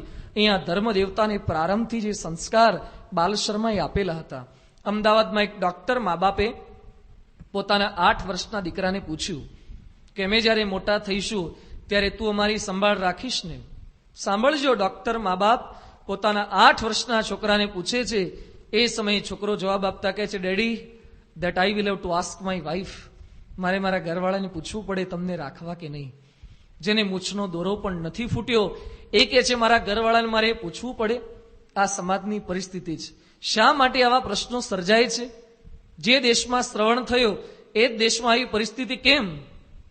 કારણ કે પાયામાં ખોટ છે. કંઈ સંસ્કાર આપી શક્યા નથી, એનું કંઈક જતન કરી શક્યા નથી. વધારે પડતો વિશ્વાસ, બીજું બધું આપે, એને સંપત્તિ આપે પણ સંસ્કાર ના આપે. એક ઘરના ફળિયાની અંદર વાવેલા છોડનું આપણે જતન કરીએ, ક્યારાની અંદર તુલસી વાવી હોય એનું જતન કરીએ, મેદી વાવી હોય તો એને કાપે કે મેદીના પાંદડા વધી ગયા છે એને કટિંગ કરવું જોઈએ, પણ આપણા ઘરમાં આપણા છોકરાના વાળ વધી ગયા છે ને એનું કટિંગ કરાવવું જોઈએ એવો વિચાર આવે છે? એને ઓછા કરાવવા જોઈએ, એને થોડો કંટ્રોલમાં રાખવો જોઈએ, એનો વિચાર આપણને ન આવે. વધારે પડતો ઘણીવાર વિશ્વાસ મૂકી દઈએ. બોમ્બે હું પારાયણ કરવા આવ્યો ને ત્યારે એક ભાઈના ઘરે પધરામણી અમે ગયા હતા અને પછી એના છોકરાના હાથની અંદર મોબાઈલ હતો. હું 2003માં કે ત્યાં આવ્યો હતો અને પછી એ છોકરાના હાથમાં મોબાઈલ હતો એટલે મેં આજથી 4-1 વર્ષ પહેલા મોબાઈલ અને એ 10મા ધોરણના છોકરાના હાથમાં. એટલે મેં એને બાપુજીને પૂછ્યું કે મોબાઈલ રાખવાની શું જરૂર છે? એ કે સ્વામીજી આપણે પૈસા છે ભલે મોબાઈલ રાખતો, કે ભણે છે ને એ બાને ભણે તો છે કે સ્વામી મોબાઈલ રાખીને. એટલે મેં પેલા છોકરાને પૂછ્યું કે મોબાઈલ રાખવાની તારે જરૂરિયાત શું છે? એ કે સ્વામીજી હું ટ્યુશનમાં જઉં, 10મા ધોરણમાં છું એટલે, અને ટ્યુશનના ટાઈમ બદલાય તો મારો મિત્ર મને ફોન કરીને કહી દે કે આજે ટ્યુશનનો ટાઈમ બદલાયો છે એટલે તું ના આવતો એટલો મારે ધક્કો ના થાય, ધક્કો ના ખાય મારો ટાઈમ ન બગડે, પેટ્રોલ બચે, કેટલો બધો લાભ આ મોબાઈલથી થાય છે. આવી બધી વાતો એને મને કરી. એ તો જાણે એમ જ જાણતો હશે કે હું અંગૂઠા છાપ છું. આપણે કઈ ભણેલા જ ન હોઈએ ને કે ટ્યુશનના ટાઈમ ક્યારે બદલાય આપણને ખબર જ નહીં પડતી હોય. પછી મેં એને કીધું કે મોબાઈલ તારો મારા હાથમાં આપ તો જોવા તો આપ. એટલે મોબાઈલ જેવો મેં હાથમાં લીધો, ન કરે નારાયણ ન કરે સ્વામિનારાયણ, અને મોબાઈલ એ વાઇબ્રેટિંગ મોડ પર હતો ને અચાનક માતાજી આયા, હલવા લાગ્યો. મોબાઈલ હલ્યો, સ્ક્રીન પર એક વાક્ય લખેલું આવ્યું. સ્ક્રીન પર વાક્ય હતું, મેં વાંચ્યા પછી એની કાનની બૂટ પકડી, પેલા છોકરાની ને એના બાપની બંનેની. સ્ક્રીન પર વાક્ય હતું, Isha calling you, Isha calling you. એટલે મેં પેલા છોકરાને પૂછ્યું, હુ ઇઝ ઈશા? એટલે એ નીચું જોઈ ગયો. પછી મેં એના બાપુજીને પૂછ્યું, હુ ઇઝ ઈશા? તમારી પુત્રવધુનું નામ છે? સગાઈ કરી રાખી છે? આ પુત્રવધુ છે? એટલે એના બાપ પણ નીચું જોઈ ગયા. પછી મેં કીધું, તમારા દીકરાને ટ્યુશનના ટાઈમ બદલાય એટલે મોબાઈલ રાખે છે કે ચોપાટી ઉપર કે બગીચાની પાળી પર બેસવાના ટાઈમ બદલાય એટલે મોબાઈલ રાખે છે? સહેજ વિચાર ક્યારે કરીએ છે ખરા? બીજું બધું આપીએ છે, બીજું જતન થાય છે, આ જતન નથી થતું એટલે પ્રશ્ન ઉભા રહે છે. સમાજમાં મુખ્ય ખોટ આ છે. તો ધર્મ દેવતાના પિતાશ્રી બાલ શર્મા કરી શક્યા હતા. એને પહેલેથી આ સંસ્કાર આપી શક્યા હતા અને વિશેષ દ્રઢતા કરાવતા પોતે કહે છે, મધ્યમ માનસમ પારદાર્યમ સ્તૈન્યમ સ્વપ્રહિંસનમ જાતિ ભ્રંશ કરમ કર્મ સર્વથા દૂર તહ ત્યજે. હે પુત્ર, મદ્ય અને માંસનો તું હંમેશા ત્યાગ રાખજે. જીવનમાં ગમે તેટલી વિપરીત પરિસ્થિતિ આવે છતાં પણ તું ક્યારેય દારૂ પાન કરતો નહીં. આ દ્રઢતા કરાવી. મા બાપ આ દ્રઢતા પોતાના સંતાનોમાં કરાવી શકે છે. જાદુગર કેલાલનું નામ સાંભળ્યું છે ને બધાએ? એ કેલાલના મિત્ર છે રાજ કપૂર. રાજ કપૂર તો ઉપડી ગયા, કેલાલ જીવે છે. એ રાજ કપૂરે ત્યાં ચેમ્બુરમાં આરકેશ ફિલ્મ સ્ટુડિયો છે અને ત્યાં પાર્ટી ગોઠવેલી હતી. એમાં કેલાલ પોતે ત્યાં ગયા હતા અને રાજ કપૂરની પાર્ટી હતી. મોટા મોટા ફિલ્મ સ્ટાર આવેલા હોય અને આવા મોટાના લગ્નની અંદર કે પાર્ટીમાં કોણ આવે? જેમ ગઈકાલે મોટા ભાઈના લગ્ન થઈ ગયા દીકરાના, તેના લગ્નની અંદર કોણ હોય? મોટા મોટા માણસો જ આવેલા હોય ને. સામાન્ય નવસારીમાંથી કોઈને કંકોત્રી આવી હતી અભિષેકની? કદાચ ખબર નહીં, અહીંયા કોકના આવતી હોય તો. પણ એમાં આપણને થોડા બોલાવે. તે બધા ભેગા થયેલા હોય મોટા મોટા માણસો.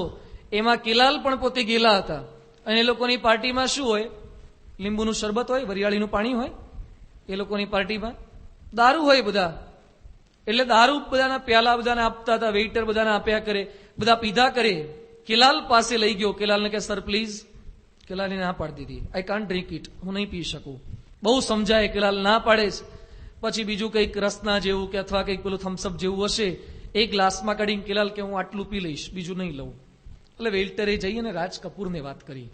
રાજ કપૂરને કહે છે કે બધાએ પીધું પણ તમારા મિત્ર કેલાલ પીવાની ના પાડે છે. રાજ કપૂર પોતે ત્યાં ગયા.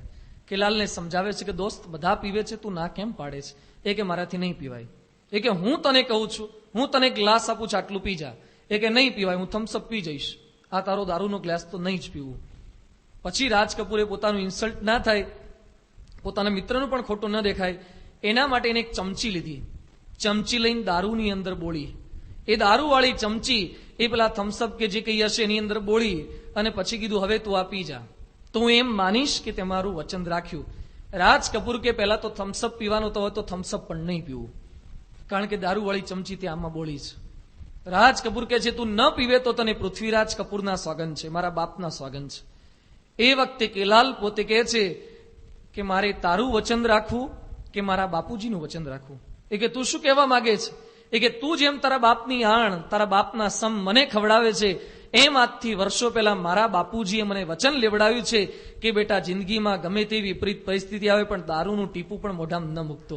મારે કોનું વચન રાખવું? અને દારૂનું ટીપું પણ મોઢામાં ન મૂક્યું. જો ધન્ય છે આ દ્રઢતાને, કેલાલને તો ધન્ય છે પણ એના મા બાપને ધન્ય છે.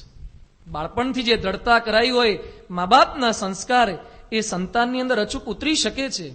મહાત્મા ગાંધીજીએ ઉલ્લેખ કર્યો છે કે એના માતુશ્રી ચાતુર્માસની અંદર વ્રત કરતા હતા. ગાંધીજીના માતુશ્રી પુતળીબાઈ હતા. એણે નિયમ લીધો હતો કે સૂર્યના દર્શન થાય પછી જ જમવું, પછી જ પાણી પીવું. આ ઉનાળામાં નિયમ નહોતો લીધો. ક્યારે નિયમ લીધો હતો? ચોમાસામાં.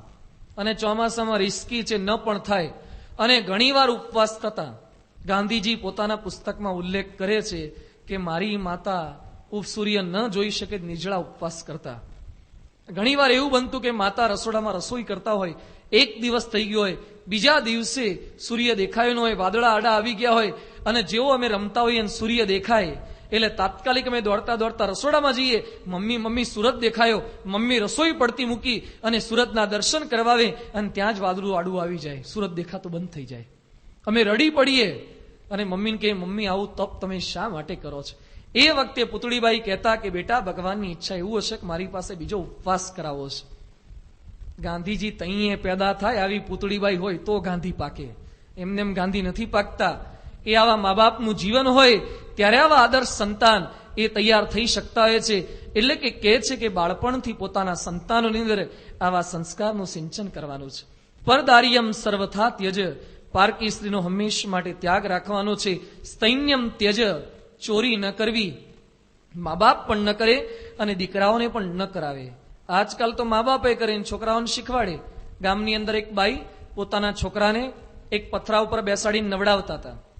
નાનકડો છોકરો હતો, કપડાં કાઢી નાખી ઉગાડો પુગાડો કરીને સ્નાન કરાવતા હતા, માથા પર સાબુ નાખ્યો અને પછી સાબુના રેલા ફીણ બધા નીચે ઉતરી, આંખમાં પેલા રેલા જાય.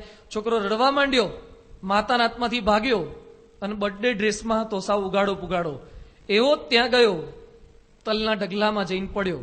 ગામના કોક શેઠ હશે ને તલનો ઢગલો કરેલો હતો. જેવો તલના ઢગલામાં પડ્યો, શરીર ભીનું હતું, કોઈ કપડા નહોતા, બધા તલ એક સાથે શરીર પર ચોંટી ગયા. જેમ માટીમાં જઈએ ને માટી ચોંટી જાય એમ તલ ચોંટી ગયા. છોકરો એકદમ ગભરાઈ ગયો, મમ્મી પાસે આવી ગયો. એ કે મમ્મી ઓરી અછબડા થઈ કે શું એક સાથે, એક આ બધું અછબડા ફાટી નીકળ્યા શું? એની મમ્મી જમાનાના ખાધેલા હતા. છોકરાને અંદર લઈ ગયા, દરવાજો કર્યો બંધ, પાથરી નીચે ચાદર, છોકરાને ઉપર ઉભો રાખ્યો, બધા તલ ખેરવી નાખ્યા, છોકરાને બાજુ પર લઈ લીધા અને પછી એ પોટલું વાળી અને ડબ્બામાં ફિટ કરી અને કિલોગ્રામ તલ મૂકી દીધા. પહેલા તો છોકરાને અઠવાડિયે નવડાવતા હતા, પછી તો રોજ નવડાવવા માંડ્યા. અને છોકરાને ચૂંટલી ભરે, જા કે તલના ઢગલામાં જઈને પડ. જે મા બાપ જ આવા સંસ્કાર આપતા હોય એ છોકરા સારા ક્યાંથી તૈયાર થઈ શકે? પરીક્ષા નજીક આવે, છોકરા તો ઉજાગરા કરે, ભેગા મા બાપ ઉજાગરા કરે. ઘણા વાલીને પૂછે, તમે શેનો ઉજાગર કરો છો? એ કે છોકરો કેમનો એકલો પહોંચી વળે? મેં કીધું શેના પહોંચી વળે? એ કે એકલો કાપી કાપીને કેટલી કાપલીઓ કાપે, કે થોડીક મદદ આપણે જ કરાવી પડે ને. એ બિચારો ટીક કરીને આપે કે આ ટૂંકનો જ સારી છે, આ પૂછાય એવું લાગે છે, એ ટીક કરી આપે. કાતરથી અમે મા બાપ બે બેઠા બેઠા કાપ્યા કરીએ. મા બાપ બન્યા છીએ, છોકરાને આટલી મદદ તો કરવી જોઈએ ને. આવી મદદ કરવાની છે, એને કાપલી મદદ થવાની છે. એ કે બેટા જાણપણું રાખવાનું, કાપલી કરવાની પણ પકડાવા ન જોઈએ, વાપરીને એ રીતે નાખી દેવાની. મારો બેટો બહુ ડાયો, આખા નવસારી બસમાં ફરે ને ટિકિટ લીધા વગર ફરે તો પકડાય નહીં, એટલો ડાયો. મારો બેટો બોમ્બે સુધી જઈ આવે છતાં પણ પકડાય નહીં. ઘણી વાર આવા વખાણ એ મા બાપ કરે તો એ જતન છે કે પતન છે? ધર્મ દેવતાના પિતાશ્રી એવું જતન પોતે કરી શક્યા હતા. એટલે આ સંસ્કાર સ્વપર હિંસનમ ત્યજ, ક્યારે પોતાની કે પારકાની હિંસા પણ ન કરવી. આ પણ શીખવા જેવું છે. આત્મહત્યા ન કરે. પરીક્ષામાં નિષ્ફળતા મળે એમાં આત્મહત્યા કરવાના વિચાર આવી જાય, પણ એની વચ્ચે પણ દૃઢતા રાખીએ. વિઘ્નો તો આવે. રાજસ્થાનની અંદર અલવર જિલ્લો છે, ખોહરી ગામ છે, અને ત્યાં શોરામ યાદવ કરીને એક ભાઈ છે. 65 અત્યારે 68 વર્ષની એની ઉંમર છે. શું કરતા હોય 68 વર્ષના માણસ? નિવૃત્તિ લઈ લીધી હોય.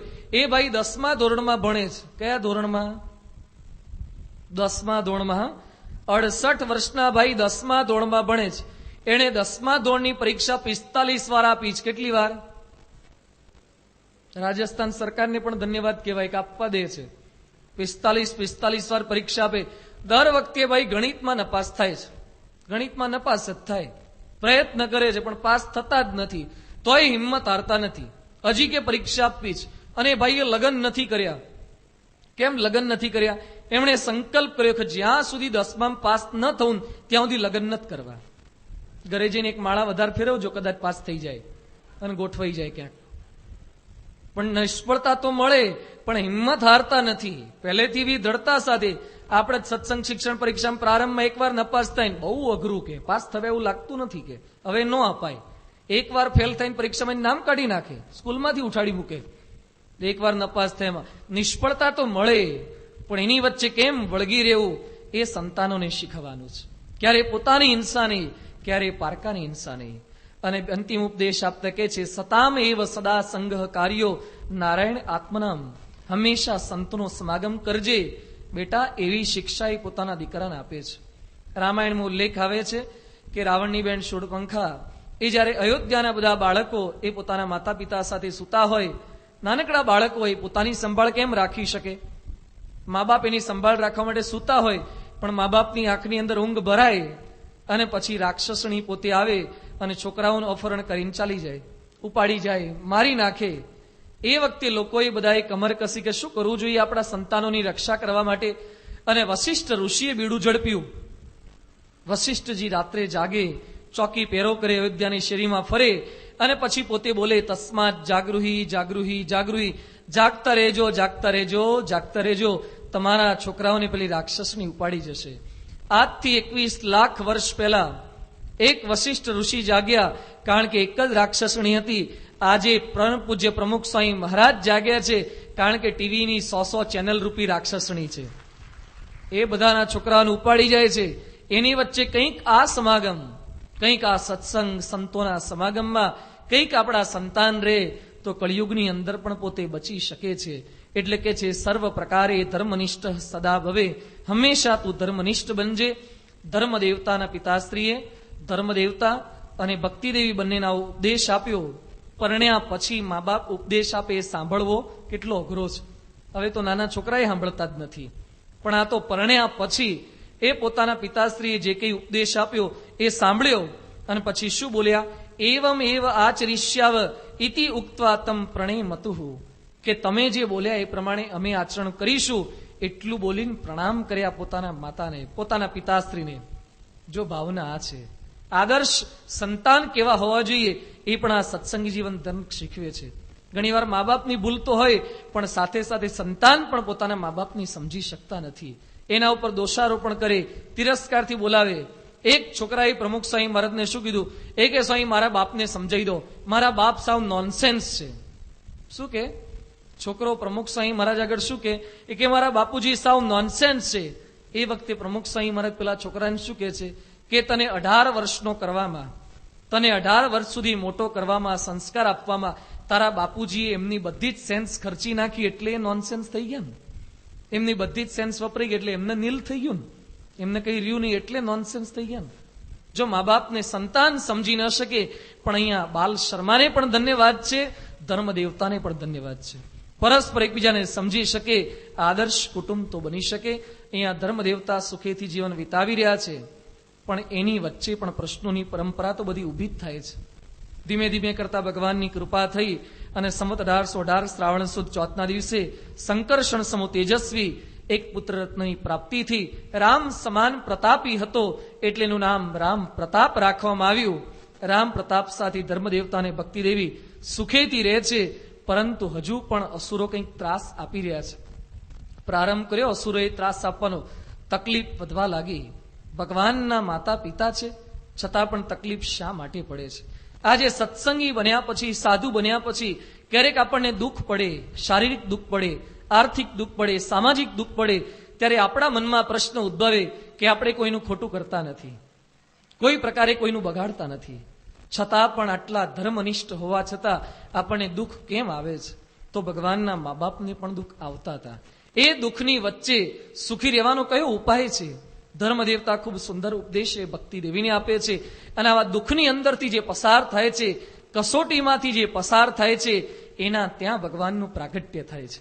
સોનાને તપાવે એની અંદર એની કિંમત વધે છે, એમ આવી કસોટીની અંદર જે સ્થિર રહી શકે છે, એના ત્યાં ભગવાને પોતે પ્રગટ થતા હોય છે અને સુખ આપે છે. તો સત્સંગી જીવન ધર્મ ગ્રંથની અંદર ધર્મદેવતા ભક્તિદેવીને કેવા કેવા દુઃખ આવ્યા, એ દુઃખની અંદર કેવી સ્થિરતા એમણે રાખી શક્યા અને ભગવાનનું પ્રાગટ્ય કઈ રીતે થયું, એની વાતો આપણે પછીના દિવસોની અંદર જોવાના છીએ. પરંતુ સાથે સાથે આજે કંઈક સંકલ્પ આપણે કરવાનો છે. કથા વાર્તા તો 5 દિવસ સુધી આપણે સાંભળીશું. આમ તો સત્સંગી જીવન ધર્મગ્રંથ ખૂબ મોટો છે, 10-15 દિવસ સુધી કથા ચાલે. છતાં પણ આજનો જમાનો થોડોક ઇન્સ્ટન્ટનો જમાનો, શોર્ટ એન્ડ સ્વીટનો જમાનો છે. થોડાકમાં જાજુ એ દરેકને સમજવું છે, સાંભળવું છે, ખાવું છે, કરવું છે બધું. તો એ થોડાક સમયની અંદર સમજવાનો આપણે થોડોક પ્રયત્ન કરીશું. ભગવાનના ચરિત્રને આધારે આપણા સૌના ચારિત્રનું કંઈક નિર્માણ કરીશું. પરંતુ આજે ઘણી સંખ્યામાં આપણે સૌ આવ્યા છીએ. કથા વાર્તા સાંભળવા માટે જ્યારે શ્રોતાઓ જાય ત્યારે કથાકાર શ્રોતાની 2 પ્રકારની વ્યાખ્યા. શ્રોતા 2 પ્રકારના હોય છે. એક શ્રોતા કાગડા જેવા હોય અને બીજા શ્રોતા કૂતરા જેવા હોય છે. શ્રોતાના બે પ્રકાર છે, એક કાગડા જેવા અને કૂતરા જેવા. શ્રોતાઓને આવી ઉપમા શા માટે આપે છે? કાગડા જેવા શ્રોતા શું કરે અને કૂતરા જેવા શ્રોતા શું કરે? કૂતરા બટકું રોટલો કે અથવા તો પોતા કરતા જમી શકે એના કરતા વધારે અન્ન પ્રાપ્ત થાય એટલે પોતાથી ખવાય એટલું ખાઈ જાય, બાકીનું જમીનમાં કે કોઈક સેફની અંદર દાટી દે, કોઈ બીજાને ક્યારે આપતો નથી. જ્યારે કાગડો હોય એ કાગડાને ખબર પડે કે અહીંયા લગ્નનું રિસેપ્શન છે અને બારે અઠવાડ નાખવાના છે, એટલે તાત્કાલિક હજુ તો અઠવાડ નખાયો ના હોય એ પહેલા તો બધાને મોબાઈલ કરી દે ને SMS કરી દે, અહીંયા આવવા જેવું છે કે બારે અઠવાડ પડવાનો છે, દરેકને જાણ કરી દે છે. એ કાગડાનું કામ છે. બે પ્રકારના શ્રોતા હોય. આ સાંભળ્યા પછી ખબર પડે છે કે આપણે કેવા થવું જોઈએ? કેવા થવું જોઈએ? કાગડા જેવા આમ ન થતા, પણ શ્રોતા કાગડા જેવા થવાય. આપણને જે કઈ વાત મળી છે એ વાત આપણે બીજે પહોંચાડવાની છે. કોઈક સારી ફિલ્મ જોયા પછી પણ આપણે બીજાને વાત કરીએ છીએ કે જોઈ આવજે, નહીં તો અઠવાડિયા પછી ઉતરી જશે, સાથ ચાલવાની છે. એ ફિલ્મ જોયા પછી પણ કોઈકને વાત થાય તો આપણને જે ભગવાનને સંત મળ્યા એની વાત બીજાને કેમ ન કરી શકીએ? ધીરુભાઈ અંબાણીના બે દીકરા અનિલ અને મુકેશ, એ અનિલ અને મુકેશની કંપનીમાં એક વાક્ય લખેલું હતું, પાપા કા સપના સબકા માલ અપના. શું વાક્ય? પાપા કા સપના સબકા માલ અપના. આપણા બાપનું સપનું છે કે ભારતમાં જેટલી કે વ્યક્તિ માલ ખરીદે એ આપણો જ હોય. પાપા કા સપના સબકા માલ અપના. Petrol it's from Reliance. ઓશિકાના કવર રજાઈઓ ઇટ્સ ફ્રોમ રિલાયન્સ. મોબાઈલ વાપરે ઇટ્સ ફ્રોમ રિલાયન્સ. અને ધીમે ધીમે માર્કેટ એ લોકો સર કરી રહ્યા છે. બે દીકરાઓ ભેગા થઈ અને પોતાના એક બાપનું સ્વપ્ન સાકાર કરી શકતા હોય તો નવસારીના આટલા હરિભક્તો ભેગા થઈ અને આપણા બાપુજીનું સપનું કેમ સાકાર ના કરી શકીએ? એના બાપનું જેમ સપનું છે કે લોકો સુધી આપણો માલ પહોંચાડવો છે, તો આપણો BAPS નો માલ એ નવસારીના એક એક ઘરની અંદર આપણે કેમ ન પહોંચાડી શકીએ? પહોંચાડી શકાય. કૃત નિશ્ચયી થઈએ તો, કંઈક સંકલ્પનિષ્ઠ થઈએ, આદર્શ પુત્ર બનીએ, આદર્શ સંતાન બનીએ, આપણને જે પ્રાપ્તિ થઈ છે એની વાત બીજાને પહોંચાડવા માટે કૃત નિશ્ચય થઈએ. એટલે આજે દરેક સંકલ્પ કરીએ કે આવતીકાલે જ્યારે પધારીએ ત્યારે અચૂક એકને વાત કરી કે આ સંદેશ પહોંચાડીએ તો લોકો સુધી મહારાજ સ્વામીનો મહિમા એ પહોંચી શકે. ભગવાન અને સંતનું સ્વરૂપ આપણે સૌ ભેગા મળી આ પારણ્યને આધારે સમજી શકીએ, એ બળબુદ્ધિ શક્તિ આપણને પ્રાપ્ત થાય એમના ચરણોમાં પ્રાર્થના. શ્રી સ્વામિનારાયણ ભગવાનની જય. સ્વામી